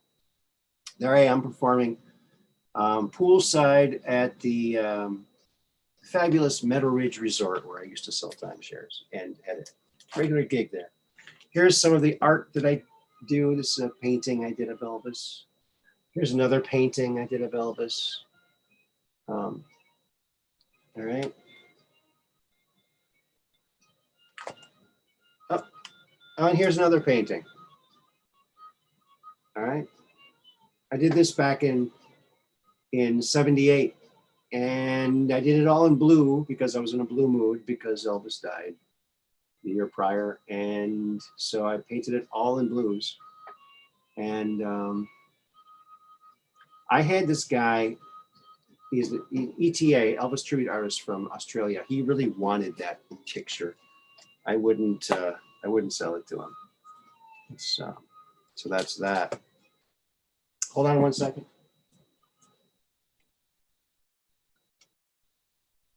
There was one other picture I wanted to show, and I didn't see it in that book. Let's see.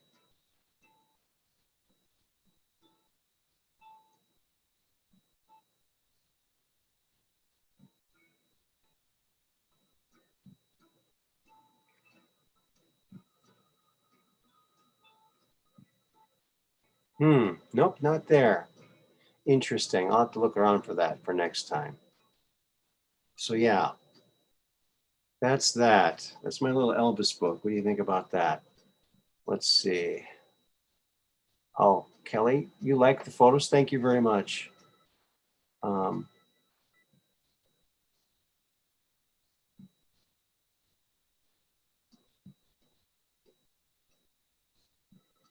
No one would know the difference. Dark brain. That's very nice of you to say. Yeah, you need the Zoom app for Zoom call. So who's trying to call in? Oh, Kelly George. You can dial in. There's a number you can dial on your phone. It's still through Zoom, but it's through your phone. So I'm not sure if you have to have it on your phone or not. That could be.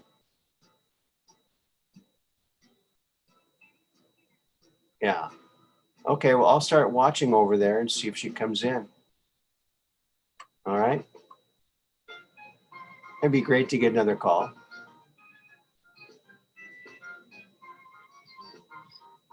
No worries, Kelly. We all are learning. Every day we learn something new. And thank you, Mud Rabbit, for putting my PayPal up there. Thank you so much. Yeah. And if you're wondering which one I prefer, if you're going to go Cash App or PayPal, PayPal's easier for me to deal with. I still haven't figured out how to even do anything in Cash App hardly. So I got it, but it's a mystery to me. I haven't figured it out yet. Zoom, you'll like Zoom. It's pretty easy. It's a lot easier than Skype used to be. I used to deal with Skype, and it was. Then when Microsoft, didn't they take them over, and then it got worse? Yeah, and then Zoom came along. But I believe Zoom is a Chinese company, perhaps. I don't know if that's going to be a problem or not. I hope not, because it's a nice service. I'd like to keep using it.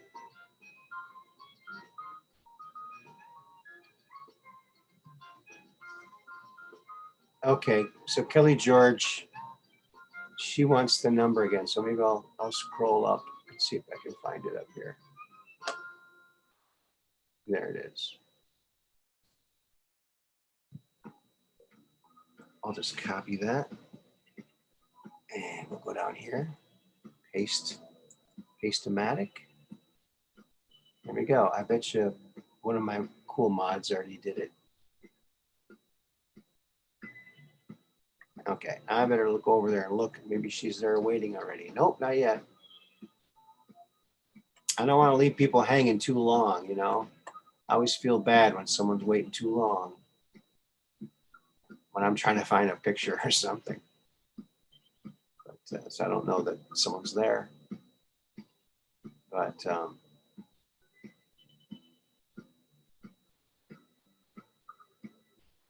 oh yeah, Nicoletta Trumpy Bear. She was going to meet with Vincent Fusca. How cool!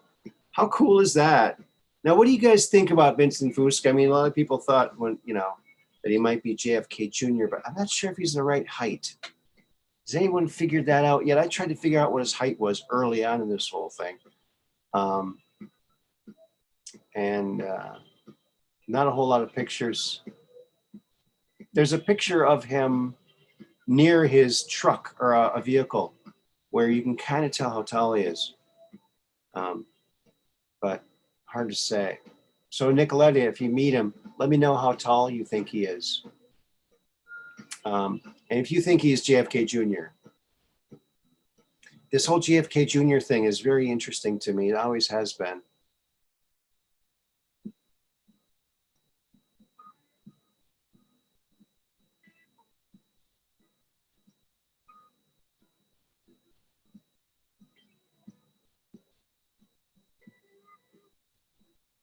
Yeah.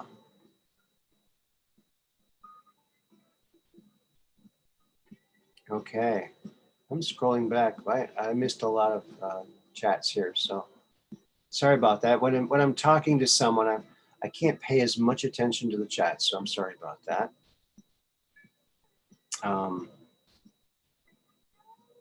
One definitely is Junior in disguise.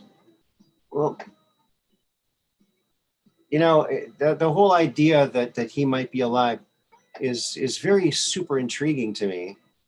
But even if he isn't alive, and this has been put out there to kind of shake, rattle, and roll the deep state's psyche, I think that's pretty cool too.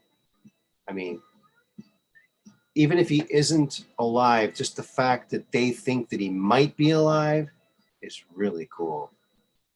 I mean, because we need them to be shaking in their boots. Because they know he was friends with Trump. So the idea that he could have done this, not too far-fetched. Not too far-fetched at all. 3 Vincent Fusca. Yeah, I don't know about that. A lot of people, they'll take 2 pictures of somebody, and if they have a slightly different expression, they'll say it's a different person. I don't know. I don't know about that. I'm not sure about that. Everyone can, I mean, I can change my look, you know. Pretty dramatically. From photo to photo, I won't look the same. So,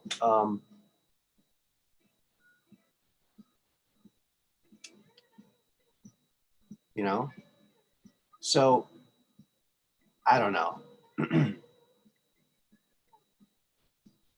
There is the one that shows the ear on Biden. I think it's on this side, where it's attached, and then it's detached, and then it's attached. That could have been just from plastic surgery, because maybe they needed to stretch this skin and have the, I don't know how they do that, but apparently he's had extensive facial surgery. This is how vain he is, I don't know. So still nothing in the queue here.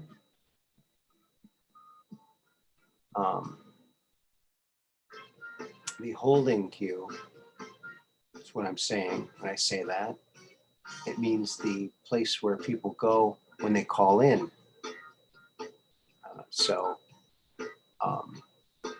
Yeah, hoping that, trying to keep an eye open here so that I'm Johnny on the spot when we get a new caller. So patiently awaiting the arrival of our new caller. Meeting ID doesn't exist. Oh, you know what? We got a call from Max. So keep trying. Until then, Max, is that you? That's me. Oh my goodness. Hey, we missed you last night. I missed your call, and I apologize for that. Oh, it's okay. I had a food coma. I was intending to get on, but it didn't work out.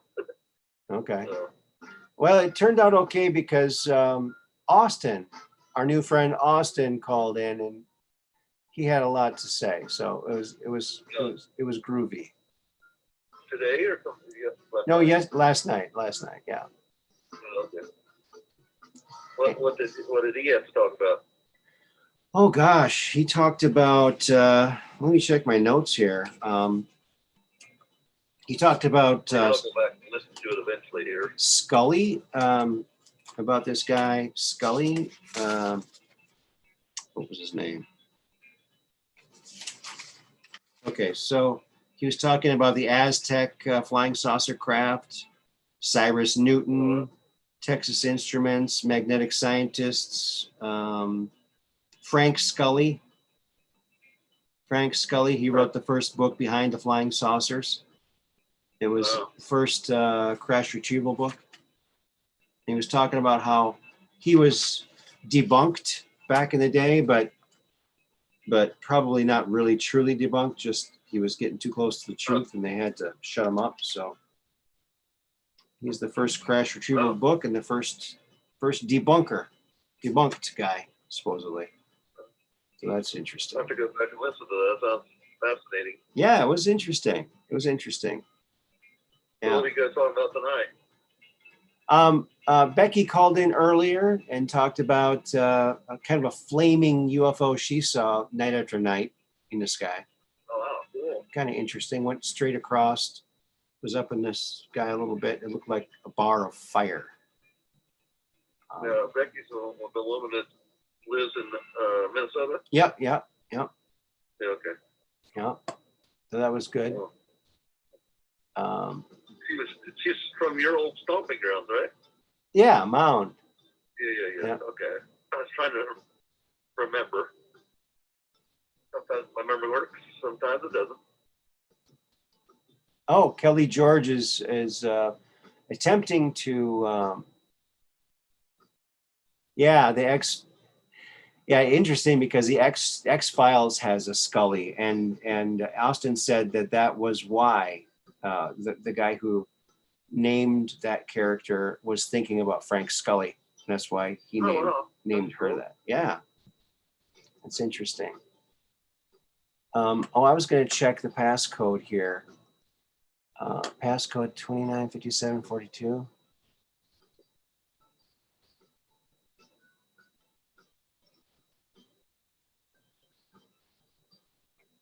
Yeah, 29, 57, 42. That looks right. That looks right. That should work. It should indeed work. So what's new with you, Max? Not a whole lot today. Went out to eat. Yeah. Had some pasta, and pasta can tend to make me tired Yeah. for a little while anyway, and then all of a sudden I have a burst of energy. Mm-hmm. So I took like a small nap, and said, well, Aaron's probably still on. I'll call in and see what's going on. Good to hear from you.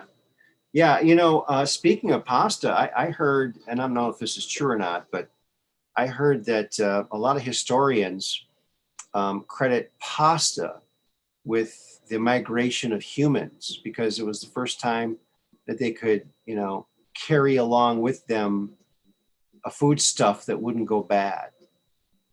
And they could head out with, a good amount of food and survive pretty well. I'm waiting for it. I thought you were setting me up for a dad joke here. No, that's supposedly a real. Geez, maybe I should think of a joke for it. Maybe that would be good. But that's how good you are at these jokes. You're thinking, listening along, and all of a sudden, you gotcha. Yeah. Well, now I did hear an interesting story about a wayward tribe of Indians. They struck out. They kind of like broke off from their main tribe, and they wanted to start their own tribe. And they were going to think of their own name and find their own land. And they were traveling for days and nights and weeks. And they came to a point where they came to the top of this peak, and the chief of this new clan, they're trying to figure out a name for themselves. They're trying to figure out where they're going to be. So he gets up on this mountain, he looks around, and he goes, and there were the Fagawi Indians. He goes, "Where the Fagawi?" That's a classic Moriarty joke there. Where the Fagawi? So the Fagawi Indians, the famous Fagawi Indians, friends. Now you know the story. Yeah, they were lost, but not for long. I guess that's my last dad joke for a while. Until I can think of another one. Well, we can hope. Yeah, my joke brain never sleeps, so good luck with that. Yeah, I'm just. Wasn't there a Smurf? Wasn't there a jokey Smurf?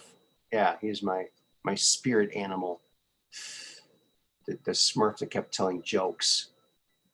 I had a New Jersey friend that it honestly took me forever to figure out what they were talking about. They were talking about sofa king this and sofa king this. Oh, sofa king. And it's like, what the heck are they? What is the sofa thing? It took me forever. Really? To figure out what they were saying. I don't catch on very quickly. I remember the first time a neighbor friend of mine taught me all of the swear words. And let me tell you, I was really into learning things. And when I learned all the swear words, I went right home and told my mom and dad about my great new skill, of which I promptly got spanked for. I probably got the belt. Yeah. It's like, wow, I guess I'm not going to learn anymore. Yeah. Right? How could a word be bad? So weird. Actually, I don't swear much in general. No, me either. No, not much. Yeah, it's like if you hang around someone who swears, then you're more apt to do it because something. And I hate. Let me start. I don't want to use that word. I strongly dislike getting angry. Yeah. I don't like to hold on to anger. If there's one thing I hate, it's hate. Hate is what I hate. No, Well, that attaches you to hate. You don't want to do that. I don't hate Ashbury though. So, I've been watching to see if anything's going on in China. Meeting doesn't. Yeah, what's going on in China? Because you predicted they're going to be freed. So have you heard anything? Right. Well, I know they sent the USS Carl Vincent, which I don't know. Is that anybody know? Is that an aircraft carrier? What is that? Carl Vincent? Yeah. I don't know. It's South China Sea. So, and I know Biden just met with Z, and he got a cold reception. Did he? Yeah. So someone was talking about that. It was on one of those. I'm trying to remember if I saw the news on the Right Side Broadcasting or Black Conservative Patriot or. Mm-hmm. I think Black Conservative Patriot got taken out. I didn't see his page on YouTube. Did he get taken down? Not that I know of. Huh. I'm not aware of it, so maybe I. Well, maybe have to look and see. Oh, that's too bad. It looks like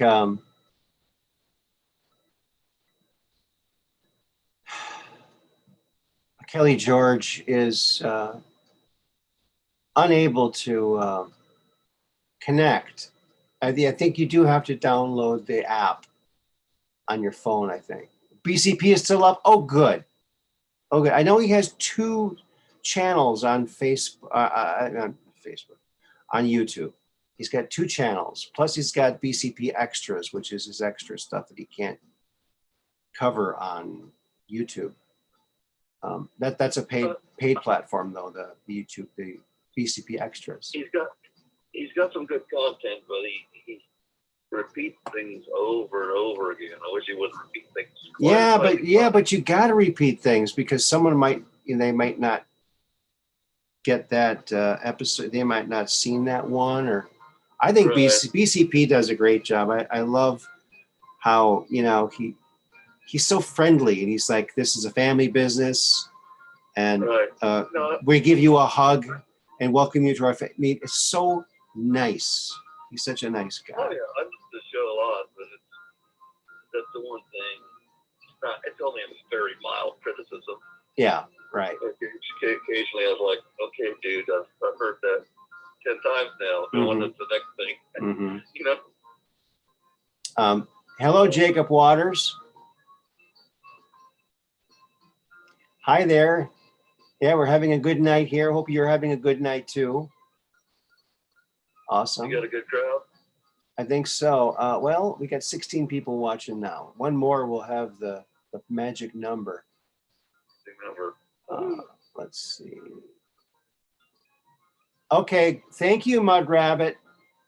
You should have that shirt in a couple weeks, I hope. If it comes here as quick as it does, I'll get it on out to you.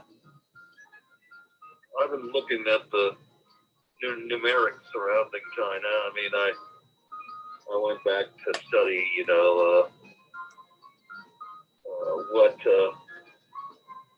what the date was at Tiananmen Square.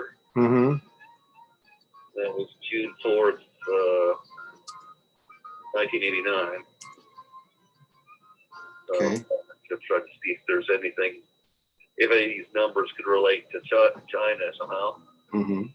And I actually went to Tiananmen Square. Did you? I've been there. Wow. And boy, I remember seeing it on television, and yeah, and it looked like a big crowd, and I didn't realize until I went there just how big that place is. Oh wow. Do you know that square? That they, I don't know if you ever remember seeing it on television. Yes, I do.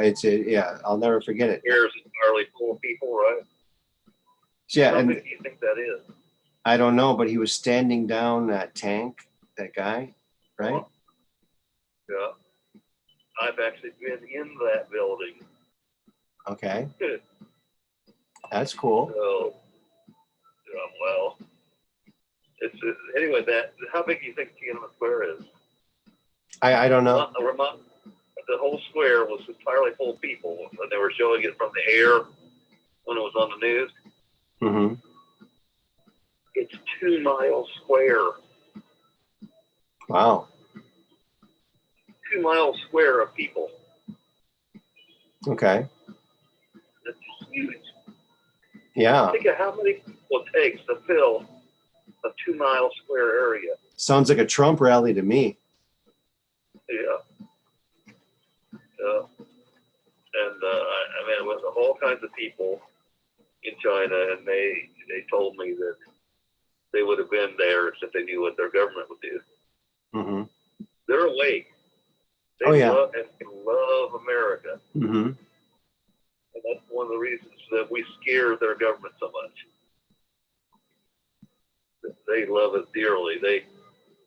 I had to memorize, 7th or 8th grade, I had to memorize the part of the Constitution as well as the Declaration of Independence. Mm-hmm. And these people were signing it to me, Okay. And one of the coolest things I saw, we went late in an afternoon when most of the people had cleared out of the marketplace. Okay. In this one town, and we're walking down this marketplace, is like, I don't know, 300 or 400 feet across. It's very wide, and I said during the day this is completely packed with people. Wow. And I got to see strange things like star-shaped tomatoes, and you could buy wild rice for 30 cents a pound. All kinds of cool things, but we were going through and seeing all these flickering TV sets, right? So we look in and say hi, and of course people were interested in the Americans, right? And we went in there and we see they all had Star Trek on. Oh, cool. And I said, and of course it's in Chinese. It's fun to watch Spock speak Chinese. Yeah. And they says, "Oh, I saw this one," and they say, "Hi, you see, it's just come on." And I said, "No, that came out that episode came out in 1966." So they're like, "Oh," Yeah. They Wow. couldn't believe that they are just then seeing it. Well, it took them that long to translate it, right? Well, they just don't get it. I don't know why it takes so long. I think they're that many years behind, and when they get it. Well, yeah, it's kind of like when I was a kid watching PBS, we'd see Monty Python, but it probably wasn't like that same year's Monty Python. It was probably like from 5 years prior or something. Who knows, right? We thought about marketing some products there because they'd never seen a frisbee. Mm-hmm. They'd never seen a hula hoop. Yeah, wow.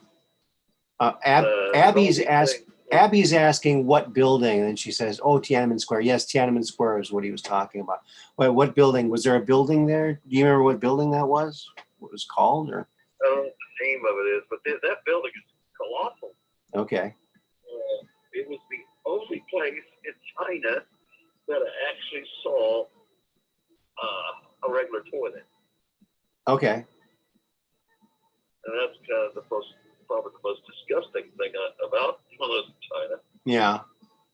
The giant pits that you have to hover over. Yeah. Do your business, and it's slippery, and you're wondering if you're so fearful you're going to fall in. Oh boy. Yikes. That's not good. Yeah. It was. Well, it doesn't sound as bad as what Andrew had to endure when he was sent to, I think, 1908 in New York, in a tenement apartment where there was like a great room where they all just pooped on a board and shoved it in the middle of a big pile of excrement. Yeah, he said it was horrifying.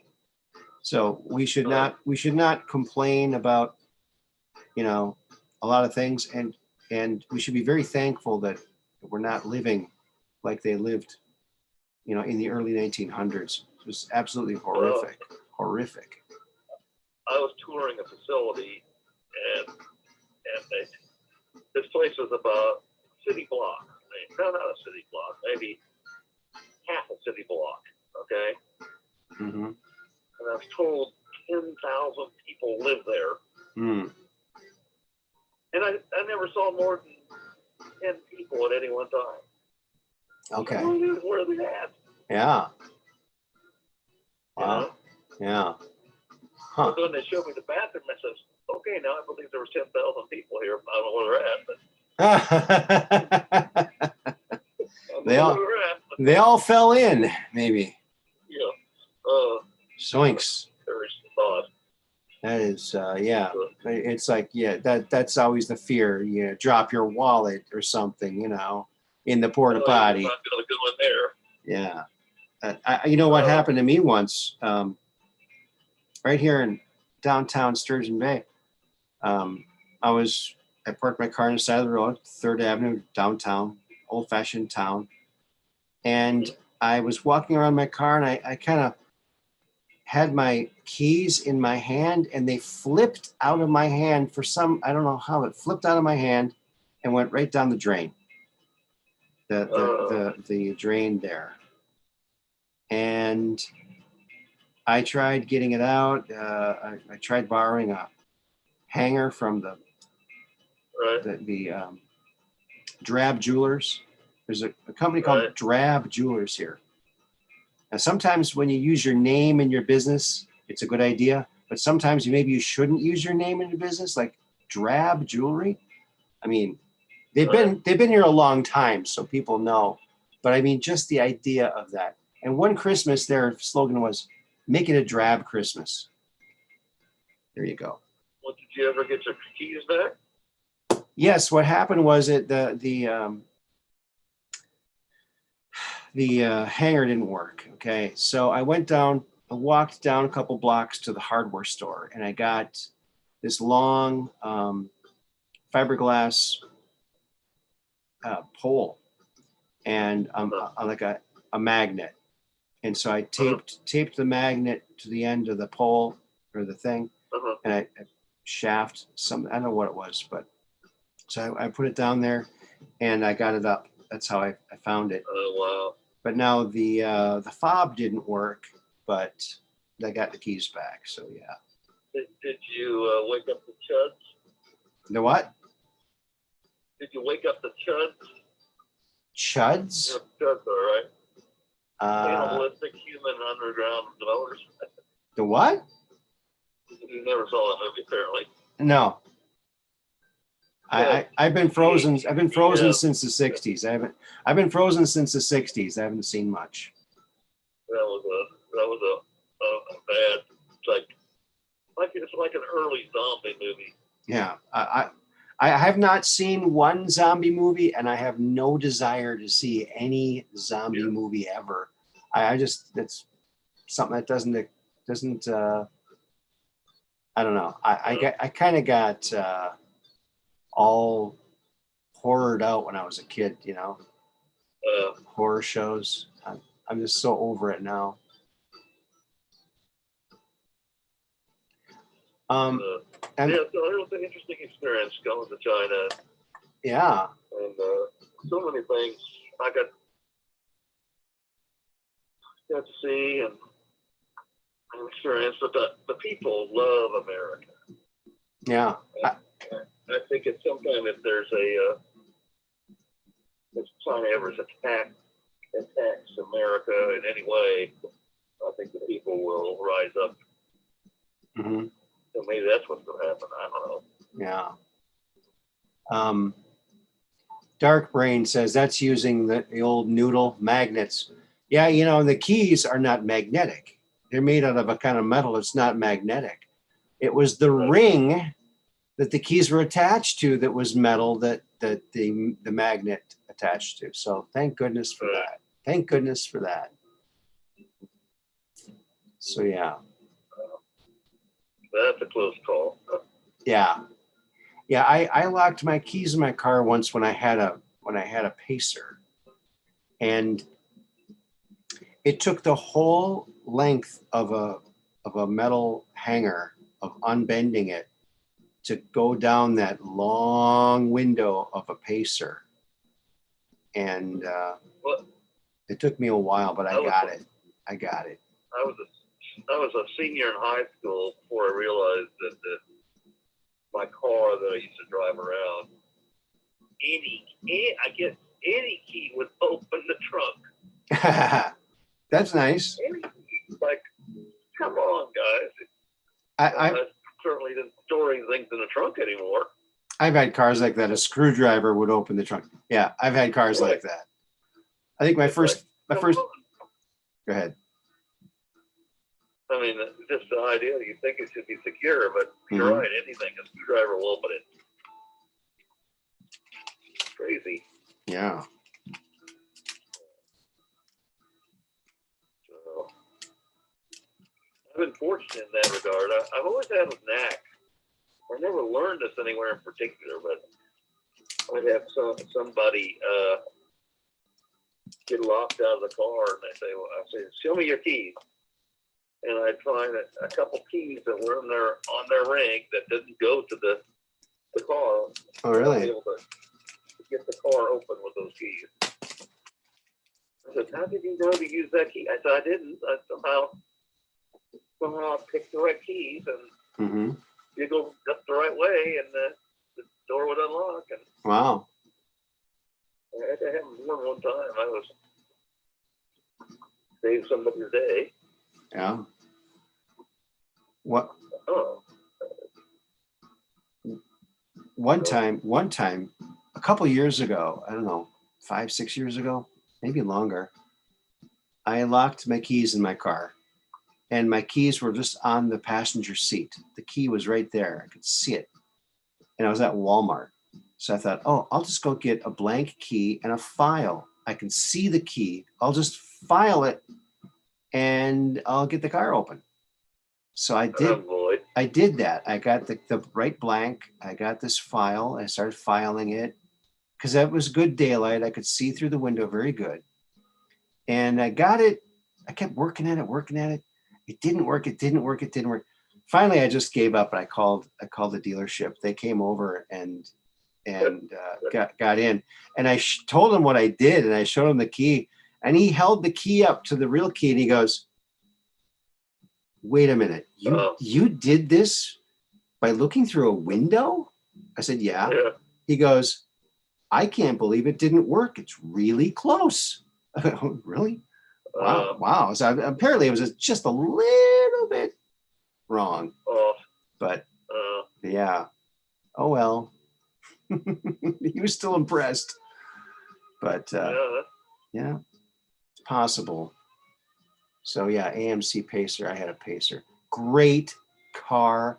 It drove itself. It was such an easy car to drive. Easiest car I've ever had to drive, really. Pretty much drove itself. The worst car I had, what was it? A little tiny Ford Maverick. I had the car exactly a week before it was destroyed. Oh, yeah? And I was lucky not to be destroyed with it. Oh, yeah? Because I was sitting at a stop sign on the university, just close to the university, and somebody hit me from behind. Oh, my God. And literally mangled the back of the car and pushed me into the car in front of me. And the guy in front of me wasn't paying attention. He gets all out. He's mad at me. And I said, dude, look behind me before you shoot me up. And he said, oh, okay. You didn't do it. He did it. You know? The guy in front of me was like a big football player. And he wasn't pleased that somebody just hit the back of his car. I said, it wasn't me, dude. Wow. Look right behind me. Of course, when I saw how little an impact would destroy a Ford Maverick, yeah, I was glad I lived through that. So, yeah, Some of the cars weren't so safe back then, and the Pinto, Oh, the Pintos too. They exploded, right?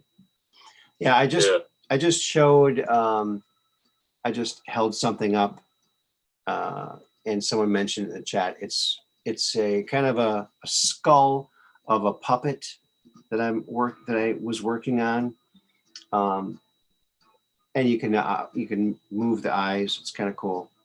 But yeah, it's just kind of like the inner skull of a puppet that I made out of some vinyl and some ping pong balls. Are you gonna do any more puppet shows? Yeah, I don't know. I've done I think 4 or 5 Queppy shows with puppets, but I don't know. Yeah. Here's. You could go on there and do Biden, have a Biden puppet. Well, this would be probably hilarious. Yeah, it probably would be. You can have him stutter and lose his mind and that to say words. Yeah, he is boy. One of the things I talked about yesterday was how the left and the media they're living in the land of make-believe, right? Kind of like Mr. Rogers, right? Yeah. So here's Queenie Cuesta. She's a bunny. She's the white rabbit. I had a biochemistry professor once who actually looked and talked like Mr. Rogers. Oh yeah? Even in the morning, he even came into the class as "Good morning," or whatever, however the phrase that Mr. Rogers used. Mm-hmm. The first time it happened, the whole class erupted. Oh yeah? Yeah, they could see the comparison too. Wow. So That's he was a good professor, but it was hard to take him seriously because he's imagine, Mr. Rogers teaching biochemistry. Yeah. Mr. Rogers was pretty cool. He originally wasn't going to be the guy in the show. He was just bankrolling it because he was a wealthy guy. But they couldn't find anybody, so they said, well, maybe I'll just do it. So that was Queenie Cuesta. That's a puppet from my show with Queppy. Queppy is, of course, like Peppy. He's a little frog. And his friend Queenie Cuesta helps him find memes, okay? She's the white rabbit. Follow the white rabbit, right? There you go. That's what that's all about. And Queppy. Did you watch Captain Kangaroo? Yeah, I watched that, yeah. Yeah. Yeah, that was a good show. I used to like Mr. Ed. Little bird.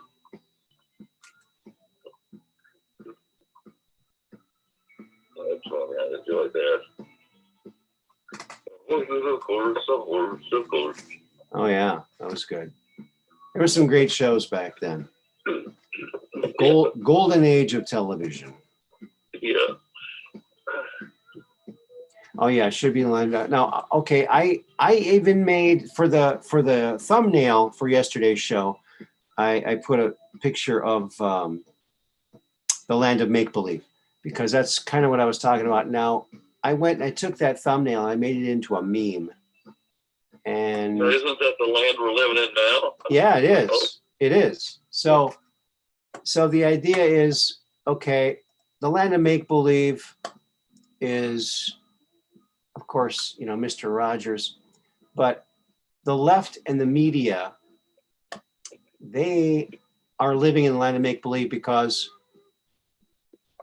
they pretend they're a different gender.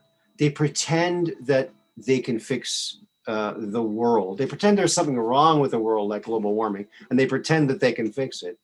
They pretend everything. They pretended that Trump did something impeachable twice. They pretended that Biden was going to be great. They pretend that he is great. I mean, everything they do is based on pretending. And think about it, just like a lot of make believe. It's a bunch of puppets and scripts, nothing more. Right. And so for this meme I made, it has a picture of make-believe, the land of make-believe, all the puppets. And there's Mr. Rogers, and I named him Soros and question mark, question mark, question mark. Who else is behind this? He's just one of the faces we know. All right, then you got Crying Chuck and Nervous Nancy. You got Biden and Heels Up Harris. Looks like they're fondling each other. And you got the media and the DNC. The rest of them, I didn't name, but I think this guy up here could be Bernie. I'm gonna put Bernie, like no balls Bernie, because he's got no balls. Right. He didn't have the balls enough to tell Hillary off. So Right. I call him no balls Bernie. How could he ever lead anything? He can't even stand up for himself, for heaven's sake. Somebody ought to have a remake of The Wizard of Oz with the deep state, you know? Yeah. You got Nancy as the Wicked Witch of the West. Yeah. Riding the bicycle around. I'll get you, Mom, Oh, okay. Darkbrain says that's a good meme. Should label the owl Moloch. Great one. Yes, Moloch. Perfect. Yeah, some of the other ones like the King and the Queen. Who could that be? I don't know. Could be the Queen, and who knows? I don't know. Who's that guy behind the curtain? You could have Obama behind the curtain. Yeah. So that's my meme. The media and the left are living in the land of make-believe. That's the explanation for everything, because everything they claim is real is pretend. Look at else they're pretending. They're pretending that since 1%, less than 1% of the population wants to be called by certain different pronouns, that everyone else should just automatically just fall in line with whatever this very small percentage of people wants everyone else to do. It's ridiculous. It's pretend. They're pretending. It's like so empty and so crazy. Yeah. So fake. Unbelievable. The Sofa King fake. Yeah. Sofa King. Yeah. Yeah. Maybe that's what I'll call the king. Sofa King and then fake queen. Yeah. And when you think about it too, the Queen of England, they actually stole that. They aren't really the real heirs, right? Didn't they like steal that? Aren't they like Bavarians or something? Germans? Isn't that what I heard? I don't know. No, it said that there's a story that says that Hitler was actually an illegitimate son of one of the British royalty or something. Yeah. So could be. That all this has all been about endless wars. People on both sides of the war, right? They kill people and they make money, and either both sides make money. They make money whoever wins or loses. Yeah. And of course, they move toward chaos with their wars. They create the environment they want to eventually rule the world. These wars have all been building up to where we are today. Yeah. So the media and the left, they want you to get on that magic trolley, and they want you to go to that land of make-believe where you can pretend everything's the way they say it is, and then everything turns to crap, right? Right. What's their end goal? Turn everything to crap? I don't know. Right. So at least they want to turn our great country into that. Yeah. Yeah. Because they know our great country is the one standing in the way of their plans. I just shared a picture. It's of some extraterrestrials and a craft. Now these are from the Giovanna Pata case in Italy. Now this shows a gray alien glowing, and one of the physical artifacts that was left behind after her abductions was this glowing material, this material that glowed under black light, and it just had this glow about it. Well, they did an analysis of this material, and it's something that you would need a particle accelerator to make. So this woman obviously did not have access to a particle accelerator to make this stuff. And so yeah, she also she was getting pregnant, and then all of a sudden the baby would be missing. And so she was being abducted, then she'd be pregnant, and then she'd be abducted again, and she wouldn't be pregnant. So at one point when she was abducted and she was pregnant, before she was abducted again, she went ahead and had an abortion. And she has pictures of this aborted fetus, and it just does not look human. Okay, it has big black eyes. It's very gross looking. Some debunkers noticed that it looked a lot like a rabbit fetus, and they started to claim that that's what it was, but I just don't believe that. I don't believe that. She's got too much other corroborating evidence, this glowing stuff that you can't manufacture. Picture of this alien and two other aliens. And this craft, a bunch of pictures of this weird craft outside of her window, because she could film them as they left her when they were coming. But when they were there, she was like, anesthetized, or she was powerless, because they could, render her unconscious or whatever. Go ahead. I never forget when they first came out with the Close Encounters movie. That I was totally enthralled by that movie. Yeah, that was a great movie. The music was so fantastic, and I loved that movie. And then, of course, Richard Dreyfuss in the kitchen with the clay, and oh yeah, classic scenes where he's throwing all these things out the window. Yeah, that was a great movie. The daddy's gone crazy. Mm-hmm.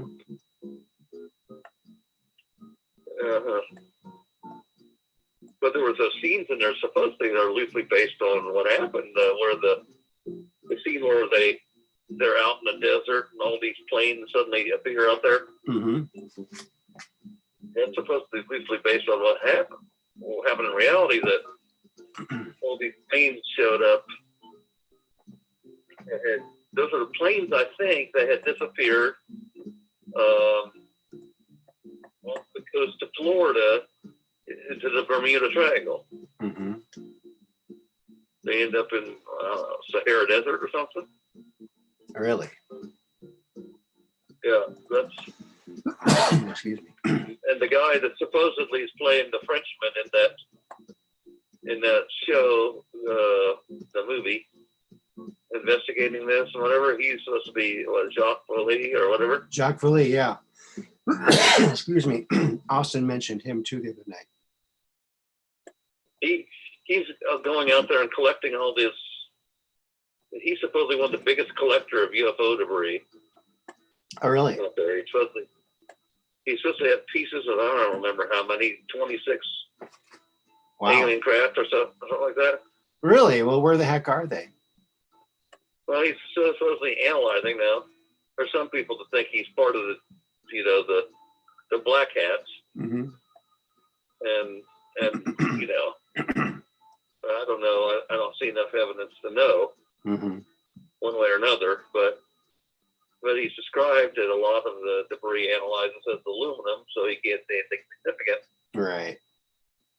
But like I contend, he won't, if he doesn't use the right methods, he won't see the trans-dimensional materials that are in the aluminum. Yeah, excuse me. That's the significance. That's the thing That's the fingerprint that will tell you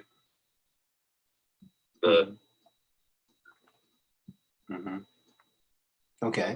They don't go that far. You have to use a specific. It's this carbon arc with a carrier gas to analyze Okay. each element. All right. And when you do that, you discover there are elements there that you can't see.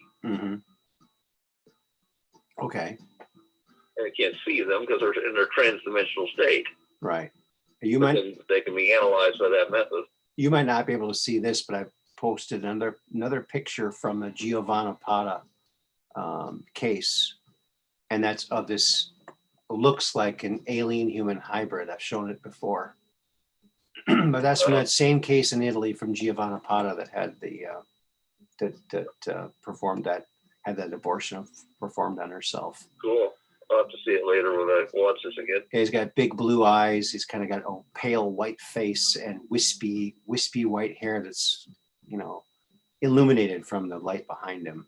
But these pictures were taken by a motion sensing camera of people coming to the door. So this guy was actually there. Very scary. I wonder if any graves have ever showed up on somebody's front door during Halloween and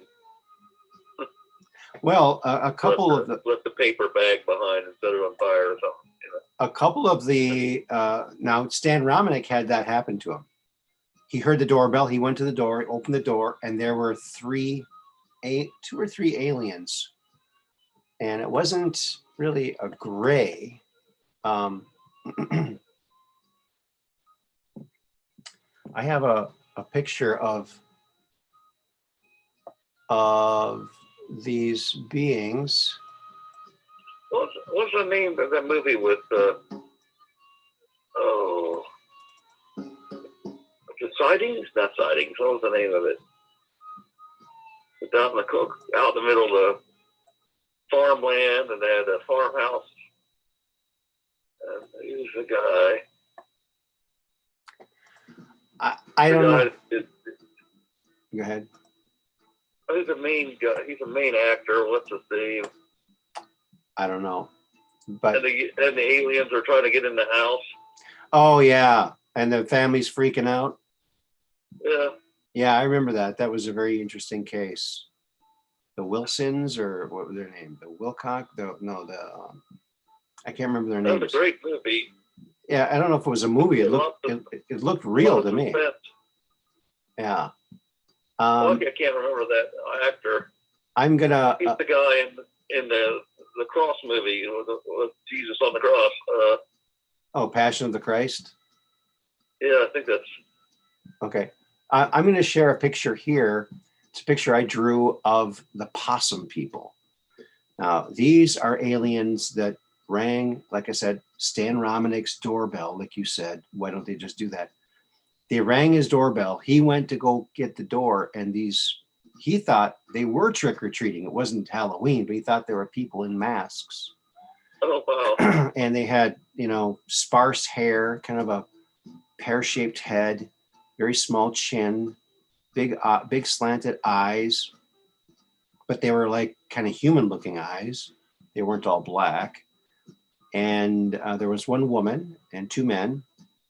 And I drew this, and Stan said that these look more like them than anything he's ever seen. So I was pretty happy that he did that. But when he went to go answer the door, his sister or sister-in-law was there, who's had some family over.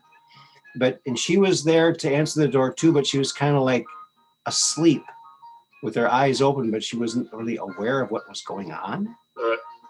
And so he opened up the door, and there they were, and he kind of freaked out. But yeah, they did that. They rang the doorbell. So that's very interesting. The possum That'll people. be pretty freaky Halloween. Yeah, it wasn't Halloween either.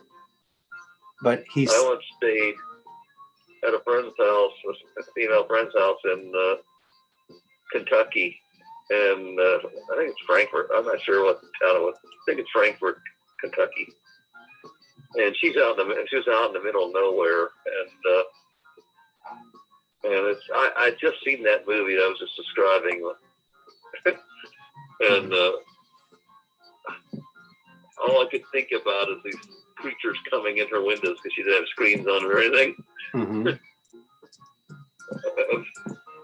And she saw that was happening to me, and she says she told me her UFO story and how there's some river that's down there, and you can see it from, she's kind of on the top of a hill, Mm-hmm. and they saw some kind of a UFO go into the water, and then like you could see it shimmering as it went down the river, Mm-hmm. under the water. Interesting. And then it came out of the water.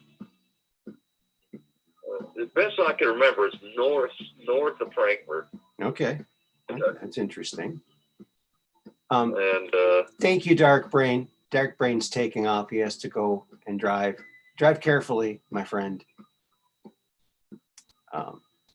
Best mods in the business. Sorry about that. I just had to say that.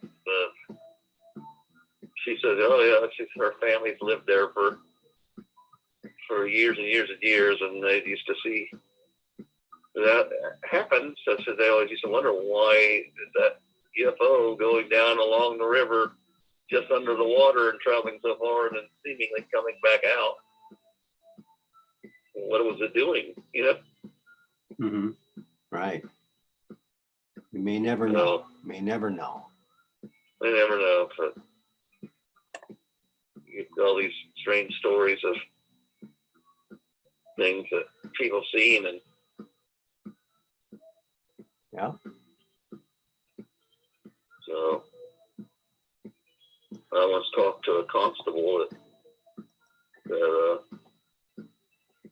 claimed he saw he was sitting along this river, Mm-hmm. and he saw something enter the water, and he was basically taking a break. He was on a break period. And it was dark. There was some moonlight. He saw the UFO.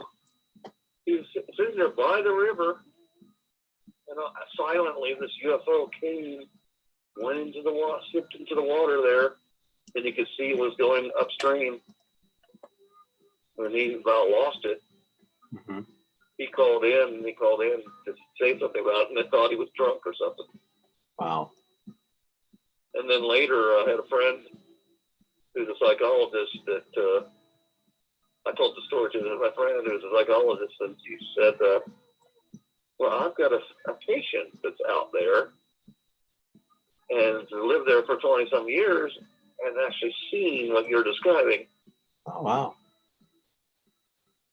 And she couldn't tell me who the patient was. It was against the rules, right? So she can say, well, go down that road, and if you want to ask yourself or, find out who it was, I'm sure you can find out.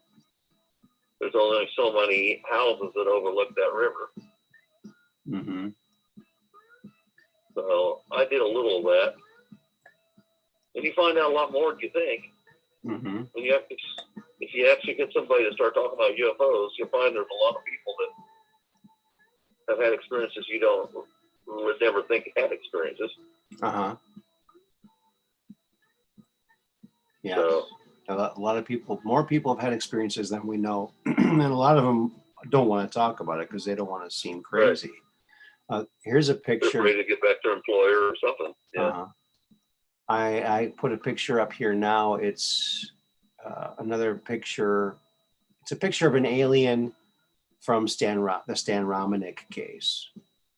I showed this before. It's one of a few photographs that appeared on a camera that the Romaneks had that went missing for a couple of weeks. And when it came back, it had these alien selfies on it. So the first alien selfies. And this really does look real. I mean, they took the camera with them and took a selfie. Yeah. The camera went missing. They couldn't find it anywhere. And then one day, after a couple of weeks of being gone, it was right there on the middle of the counter, like they put it there, or someone put it there to be found again. And these selfies, now you can see the reflection in the eyes here. I just think this looks really real. I mean, it looks like it's really alive. And that's something that's really impossible to do with a sculpture, to get that look of being alive, I think.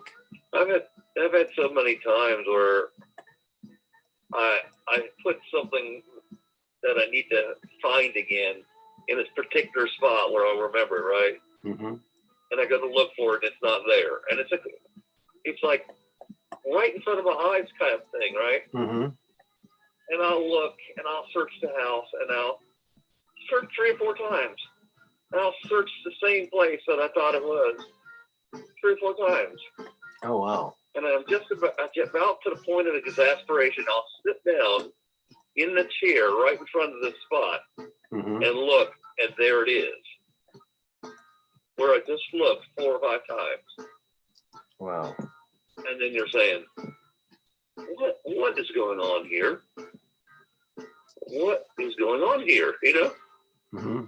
Is there someone out of our visual field that hid that and then suddenly didn't hide it? You know, Mm-hmm. brought it back? And surely a lot of people have had this experience. Mm-hmm. I'm sure. And just when the time you think, you know, that you've looked everywhere and you're giving up, it'll appear right where you looked already 5 times. Mm-hmm. Someone says, well, that's a trickster demon or something. You know, and I wonder, what if it's an alien that's right out of our, who could hide in plain sight or something and just messing with us. I don't know what to make of it. Mm-hmm. You tell your friends that and they say, you just overlooked it 5 times.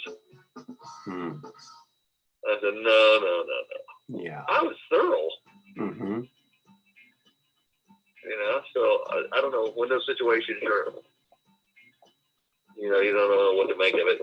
Right. It happens enough, you say, okay, if I just forget about it, it'll show back up. Mm-hmm. And it does. And it does. Yeah. More times than not, it shows up. Mm-hmm. And occasionally it shows up in a place that you never had this thing in the first place. Mm-hmm. You know? And then you're really scratching your head. Mm-hmm. I'm like, how did it get there? I never had it out of the house. How did it end up there? Mm-hmm. No, I don't know. There's great mysteries in life that make us Mm-hmm. wonder whether there's something really wrong with our reality. Say, Max. Go Go ahead. Yep. What were you going to say? ahead. No, I was just going to say, especially in the world we're living in now, you know, if you don't start to question what's really going on in our reality right now, you're not paying attention. Mm-hmm. Right. Yeah, it's pretty Looney Tunes. Apparently, there's hospitals all across the country now who will not see anybody unless they take something experimental. So, you know, it's pretty. Hey, Terry Hopper. I'm going to put up here something, Max, you might know Dr. Jonathan Reed. You've heard his story? I'm very bad with names, so I might have heard it before. But Dr. Jonathan Reed is a curious case. Now, he was out with his dog, I think at a state park or someplace. Maybe he was hunting or just hiking on a trail. And his dog went crazy. And he went over and followed where his dog was. And he saw this being ripped the jaw off of the dog, just killed it. And yeah, so that freaked Jonathan out. It was this reptilian, this weird, strange looking creature and there was a floating black craft nearby in the woods. And whenever he got near it, his video camera would like fuzz out, and he was throwing up because there was some kind of physical effect of being close to this either the being or the. So he took a branch and he whacked this alien in the head, killed him, or he thought he killed him. And he was carrying him back. He was only like 30 pounds, but he carried him back. He brought him back home, and he put him in this freezer in his garage. When he went out there later, the thing made this blood-curdling scream, and he's got that on tape. And in the videos he takes of it, he unwraps it, and he takes videos. You can see his eyes moving, like he's still alive, and he's got like stuff oozing out of the back of his head. It's gruesome. It's strange.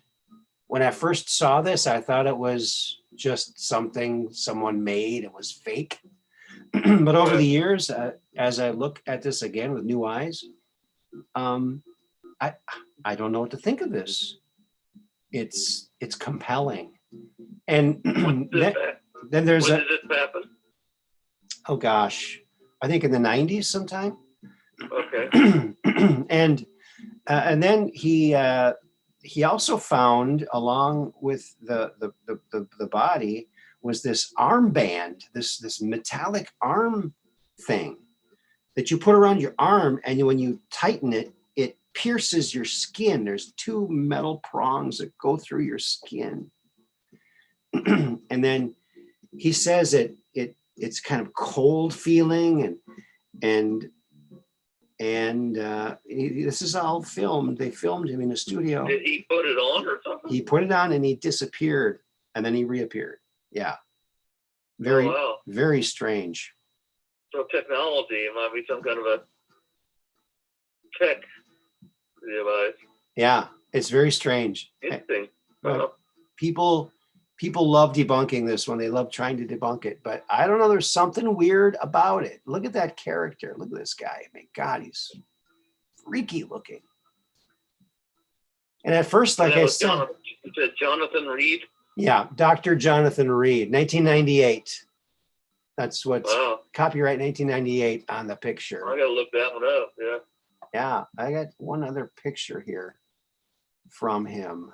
Let me see. Do they have videos out there of that? Yes, you can. Okay. You can definitely find the video. Dr. Jonathan Reed.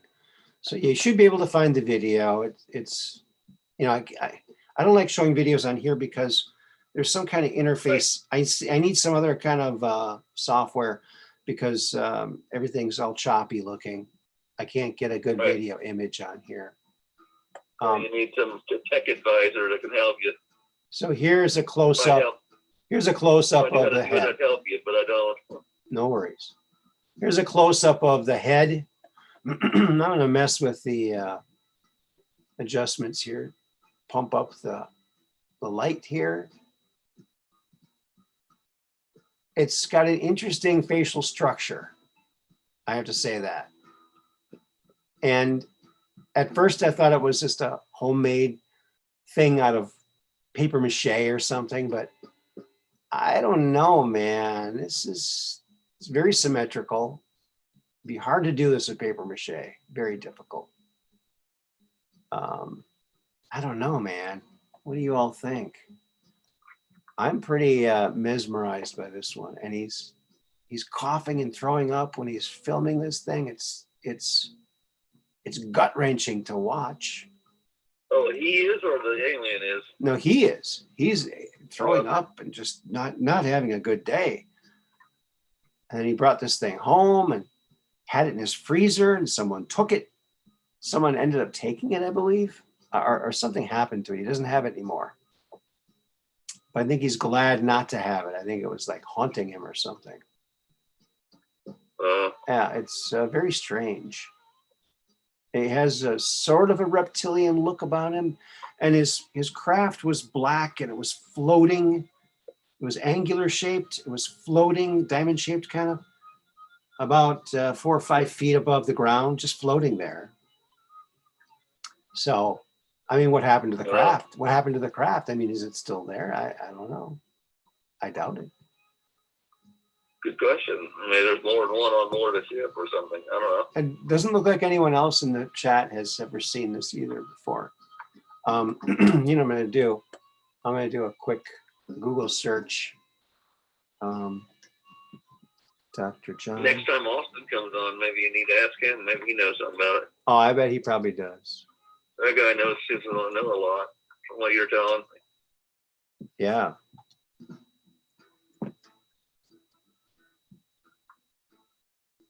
Okay, I just punched in Dr.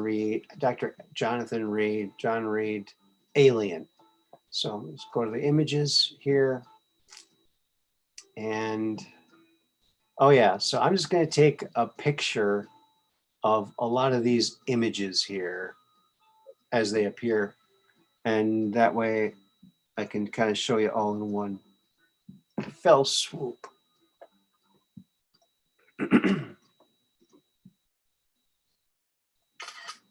Okay, now I have to go over here and open that up. Well, another thing that people do, just to let you know, so that I do know this, to prevent the copyright type things, they'll put something else in the picture, like a penny or something, anything, so that they can say it's not the same image. See what I'm saying? Right. And same thing with videos. They'll have a background music, a background something, some kind of sound, even a random sound in the background, so that it's not the same video. It's the video with this added. Mm-hmm. So it's actually an original production. An original production can't be copyrighted. Mm-hmm. I mean, it can be, but the other person doesn't own it. Anyway, just throwing up some thoughts here how to protect you. Okay. Let's see here.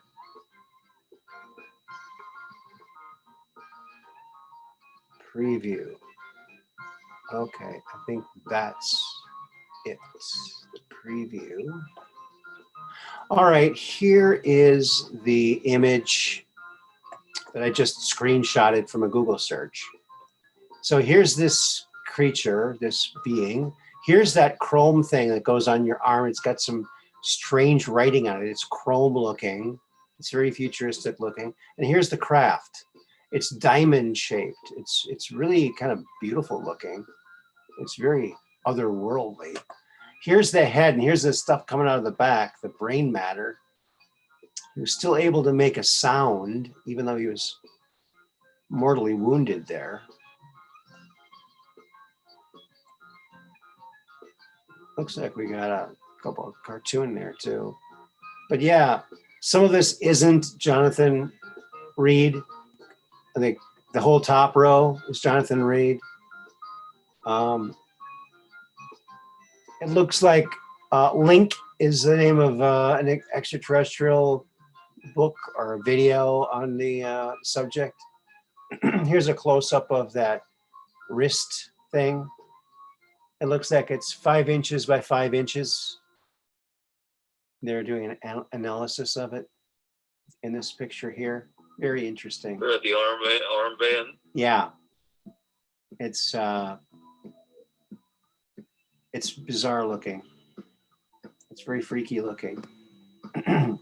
Yeah, and that footage of him disappearing in that, and the cameras at the studio were doing that. They're warping, and you know, like when you put a big magnet near a video camera, you get some, you know, kind of disruption of the video image. Yeah, very strange. So look that up, folks. Jonathan Reed, Dr. Jonathan Reed. You'll be amazed and mystified, and you'll go, oh, that's what Aaron was talking about. This guy. Now, some people think it's just a hoax, and we just don't know. We don't know, but it's a very That's the interesting thing. You don't know, because the people who, we know there are so many people out there trying to make us think real things are hoaxes, and things that aren't real to make us, trying to convince us they are real. So you don't know this day and age. Right. You have to use your own discernment. Yep. Learn to discern. It even rhymes, doesn't it? Yeah. Well, that's that. That's what that is, folks. Oh, you missed the first part of the show too, Max. Corey Good dropped some information today and hinting towards some release of more information. He just got some tours off planet and on planet of these different bases owned supposedly, allegedly, by the Tall Grays. The Tall Whites, I'm sorry. Or was it the Tall Grays? Well, they're considered both. Some of the Tall Whites aren't they considered? Tall Grays. I'm sorry. Grays? They're the Tall Grays. Tall Grays. So what they're doing, apparently, according to this new report, and I was in talks with the Corey Good people today, and I should know tomorrow when he's coming on, or if he's coming on soon. But cool. So these Tall Grays, what they're doing is they're capturing astral bodies when they leave the body, and they're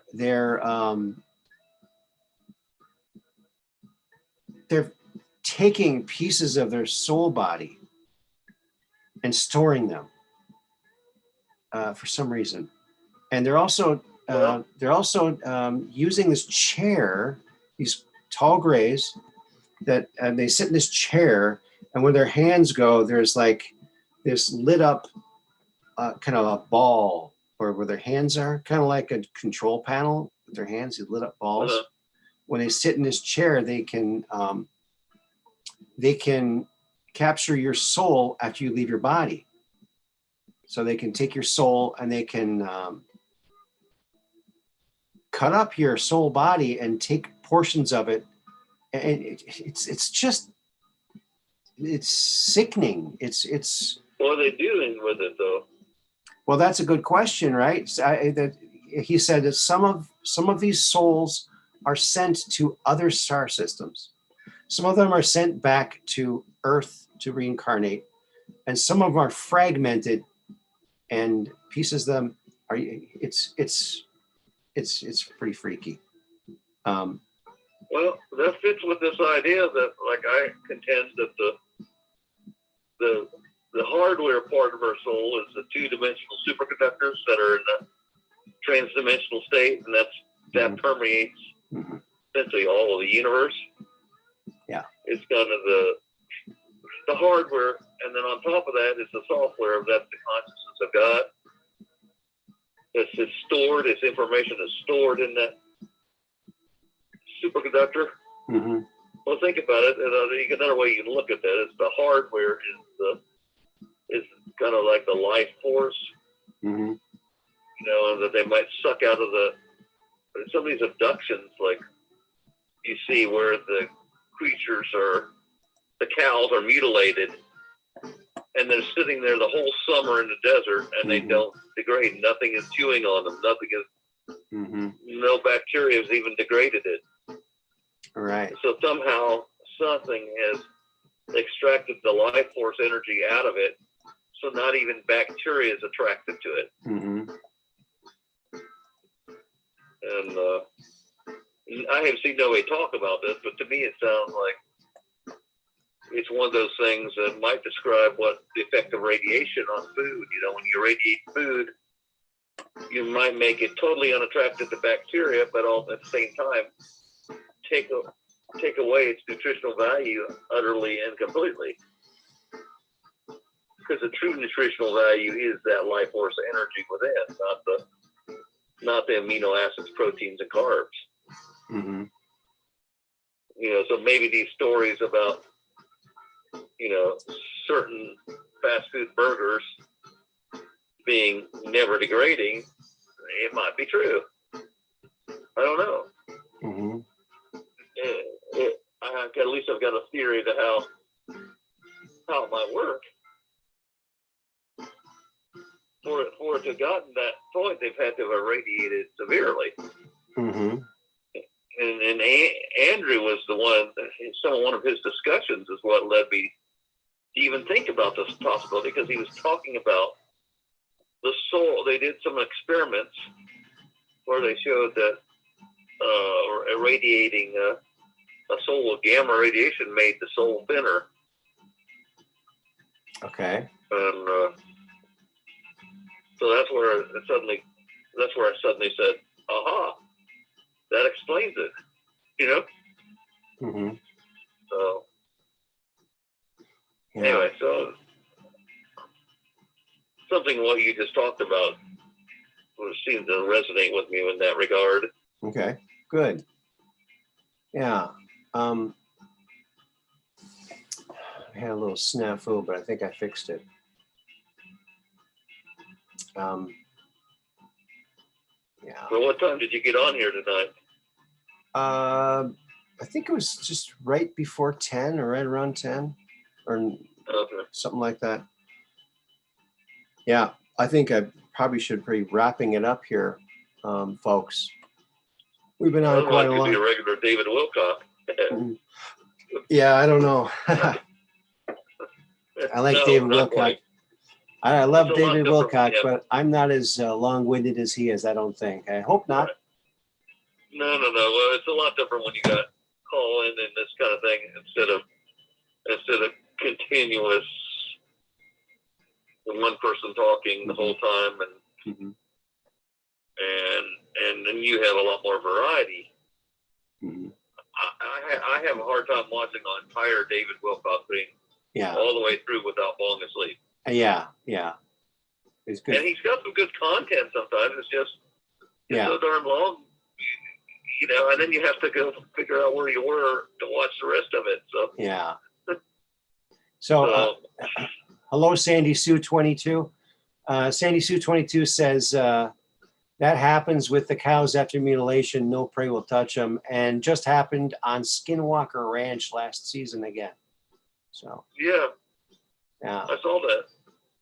Yeah, that's actually one of the things that kind of gelled this idea in my mind, and then when Andy in one of his shows talked about the effect of gamma radiation and whatever, and thought, I wonder if whatever these creatures are or something is drawing out the life force of these creatures. Mm-hmm.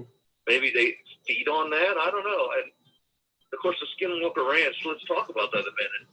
And that show they showed in some of the early episodes, they showed underground there was some kind of a craft or an oval shaped thing underground. Well, the craft is consistent with a reptilian craft. Okay. And reptilians tend to favor desert areas, so there's another check. It could have been there. It could have been trapped there for some reason and not able to leave. Mm-hmm. Reptilians are associated with shape-shifting, so that's also consistent with the idea of a skinwalker. Mm-hmm. Reptilians are associated with mutilations. Mm-hmm. There's a lot of things there that shout to me reptilian. Okay. And so, but that was an interesting show. It shows a lot of strange phenomena that are right before their eyes, Mm-hmm. So, I highly recommend people, watch that. That's pretty. They've got Travis Taylor on there, who's a well-established physicist with the DIA, Defense Intelligence Agency, U.S. Army. Mm-hmm. he's definitely not a slouch, you know, and he's got some high-end equipment there. Mm-hmm. That's a wow. That illustrates some of the supernatural things that are occurring there. Mm-hmm. They're just mind-blowing. Okay. I haven't seen it. I Oh, guess it's a great show. if it's on TV, I haven't seen it. I just posted a picture of, it's a Navy picture. It's like a very old black and white picture of a cigar-shaped craft right over the water. A very large, like a hot dog floating in the middle of the air. It's very strange looking. Another one of these random pictures that and it's got a copyright U.S. Navy in the corner. I don't know if that's, Well, is it real? Is it hoaxed? Who knows, right? Who knows? We don't know. It's just a picture. We would like to know. But anyway. Yeah. I definitely have to go back and listen to the rest of your show. Sounds like you had a lot of interesting things. You always do. A lot of. Well, thanks. Yeah, we try to get some interesting things here. Oh, I mean, I never heard of Jonathan Reed. And I'm sure there's at least a half a dozen or a dozen things that you probably talked about tonight that I've never heard of. Yeah. So yeah, I hope a lot of other people feel the same way. I hope so too. Oh, you know what? I don't know if I shared this before, but maybe I did, maybe I didn't. Maybe I did. I can't remember. So this is a picture of an Elvis costume, but it's a very special Elvis costume. If I can get to it here. Where is it? All right, I gotta go back here. Hold on a second. So Elvis was going to make this his last comeback, and he was going to do a tour of Europe for the first time because he always wanted to tour Europe, but Colonel Tom would never go because Colonel Tom had a warrant out for his arrest for a murder that he committed or that he was accused of in Europe. Yeah. So he would never book Elvis overseas, and he wanted to desperately. He said, okay, Colonel Tom, if I want to go to Europe and I'm going to go do a gigs there, a tour over there. If you don't want to go, you can just stay here. I'm going. And so his wardrobe guy, he said, okay, if he's going to go to Europe, he needs something spectacular. So he designed this suit that had these larger gems all over it, but they weren't gems. They were laser lights. It was a laser suit. So Elvis was going to come out, walking out with his typical white jumpsuits, but with these laser lights all over it. So it would have been a fantastic thing, but that didn't happen, as we know. And a friend of mine, who was an ETA, Elvis tribute artist as well, he got to try this on. He's like, I think he's the only ETA to ever try this suit on. And what's tragic too about it is about a year after they were planning this, and it didn't happen, Michael Jackson comes out with a laser suit, laser jacket. It didn't look half as cool as this. In fact, it looked really dumb. They wasted that on a stupid looking jacket that didn't even highlight the lights. This would have been Elvis's. He goes, I'm going to lose the weight. I'm going to do the tour. Let's get going on this. He was really excited. He always wanted to tour Europe. It was kind of like torture for him to be in the service over in Europe because he did not sing. He was asked to sing many, many, many times. He always said, no, no, no. I'm not here to sing. I'm here in the Army.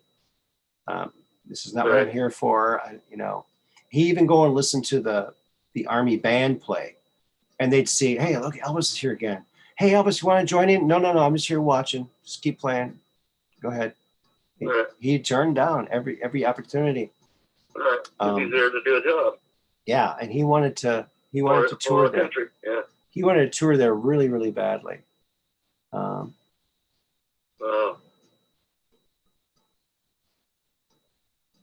we need him now. Yeah. No question, he'd be on the side of the Patriots.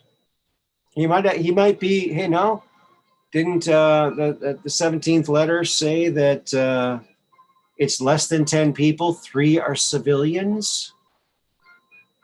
One of them could be Elvis. Right. One could be Elvis. Well, you don't know. Yeah. JFK Jr., some people say, and Princess Diana. Wouldn't that be something? Oh, by the way, the 3 civilians on that team that some people doubted was Elvis, JFK Jr., and Princess Diana. Wouldn't that be? Talk about the A team, huh? The new A team. Yeah. So you can find a video if you're curious about this laser suit and the story behind it. Just go to YouTube, punch in Elvis laser suit, and you'll get his wardrobe guy, and he tells the story. And it's a very interesting story the way he tells it. It's very good. I highly recommend it. Just remember when 17 plays the final hand, it's going to be over. Yeah. The final move will be 17. Yeah. They already got them in checkmate. They know it. There's a picture. I don't know if you saw it or not, but I saw this picture floating around the intro net. It's a picture of the former Vice President Biden in Scranton taking a picture with a bunch of kids. There's a bunch of kids taking a picture, but all the kids have Trump hats and Trump shirts. And in the background, on a shelf in the background above people's heads was this box with a Q on it. Now, I don't know if that just happens to be, some company with that logo.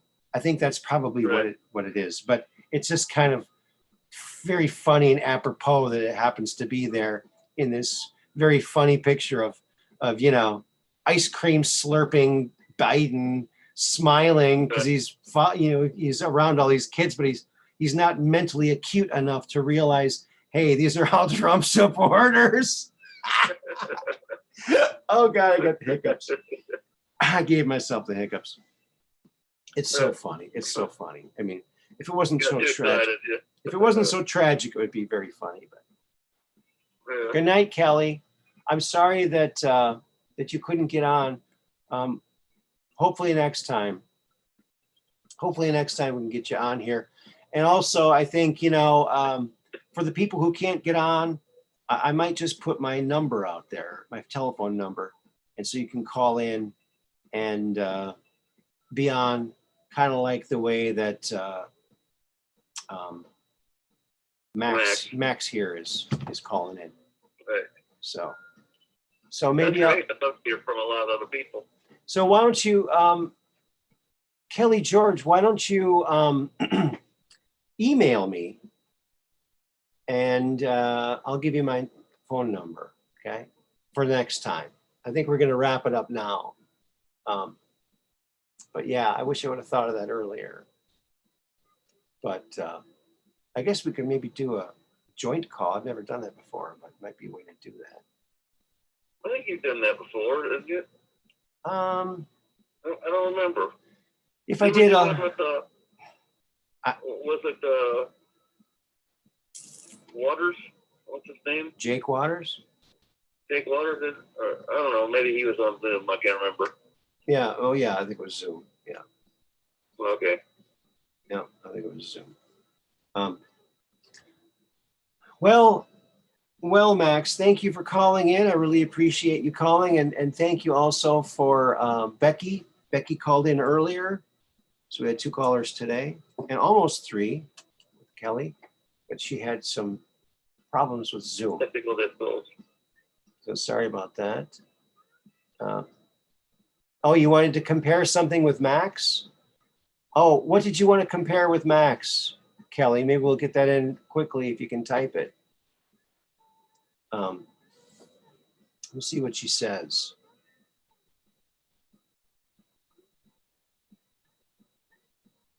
Oh, Abby thinks Michael Jackson might be another one of the members of the 17 team. Really? The A team. Yeah. Okay. And Kelly George says, good night and blessings to everyone. Hugs. Okay, maybe she's not gonna, maybe she didn't get that message. Maybe saving it for next time or something. Yeah. I'm very sorry, Kelly. Next time for sure. I'm very sorry about that. And hopefully Max will be here to answer your question or to compare notes. I think she had something similar. I think when the light came in your room, I think she was saying something like that. The orb. Yes, the orb. Yeah, the orb that came in and Oh, cool. went inside your black and white TV and popped it, right? Oh, did she have a similar experience? It sounds like it. It sounds like it, yeah. Cool. Yeah, an orb. That's what she said. I'd love to hear that. Well, I guess that's a reason for us all to tune in again next time, huh? I'm curious too. I think I'll be there too. Yeah, I hope so. Well, this was our 73rd episode. You know, Rat X was in our 72nd, which was yesterday. And he said, oh, by the way, this is my last time being here because this is the 72nd. I can't be here anymore. And I haven't seen him tonight. I was teasing him. I said, yeah, you're just like Cher. It's always your last concert, right? And no, he's got to wait till 1972. Or 172, because he's Rat X 172. Yeah. So I suppose I could skip some numbers if I get. He's got 1900 more to stay. So. Well, that would be a couple weekends from now. Yeah. Exactly. Well, I want to thank Nicoletta Trumpy Bear for the super chat or for the sticker. Thank you so much. It helps to keep the bills paid. And for everyone else who's bought T-shirts and Mud Rabbit shirts on the way, that's on the way here, and then I got to send it to her. I had a ball lightning take a TV out. Oh, wow. It does sound very similar. Yeah. Maybe it wasn't ball lightning. Maybe it was the aliens trying to tell us, hey, turn this thing off, right? Did it? Yeah, I have to find out. Did it stop and it look at you or? Same date, same bat channel. Let's get together. Yeah, same bat channel. I like that. Right. Yeah, well, we'll be here again Wednesday night, folks. Right around 9 or 10. Come on Wednesday. 9 or 10 Central. More towards 10. As long as I don't fall asleep. So it's day after tomorrow. So get your Zoom all squared away, and we'll see you then. Or email me. Scroll up and get my email, or it's in the show at the notes of all the videos. So find my email. Email me. Okay, Kelly. I'll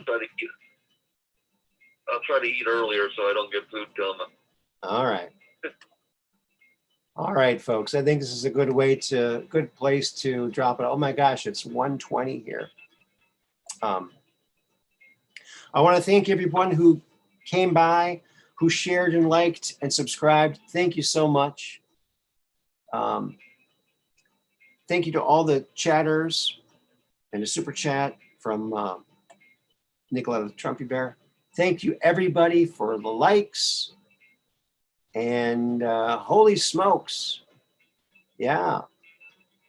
We'll see you Wednesday and Friday. And we usually do a weekend show too. So Wednesday and Friday coming up, and then possibly on the weekend.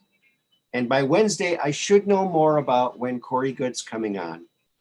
So we'll talk to you then. We'll see you all then. We hope that you tell all your friends, and the next time around, you wake all the neighbors, wake the kids, wake the dog, because we got some disclosure for you.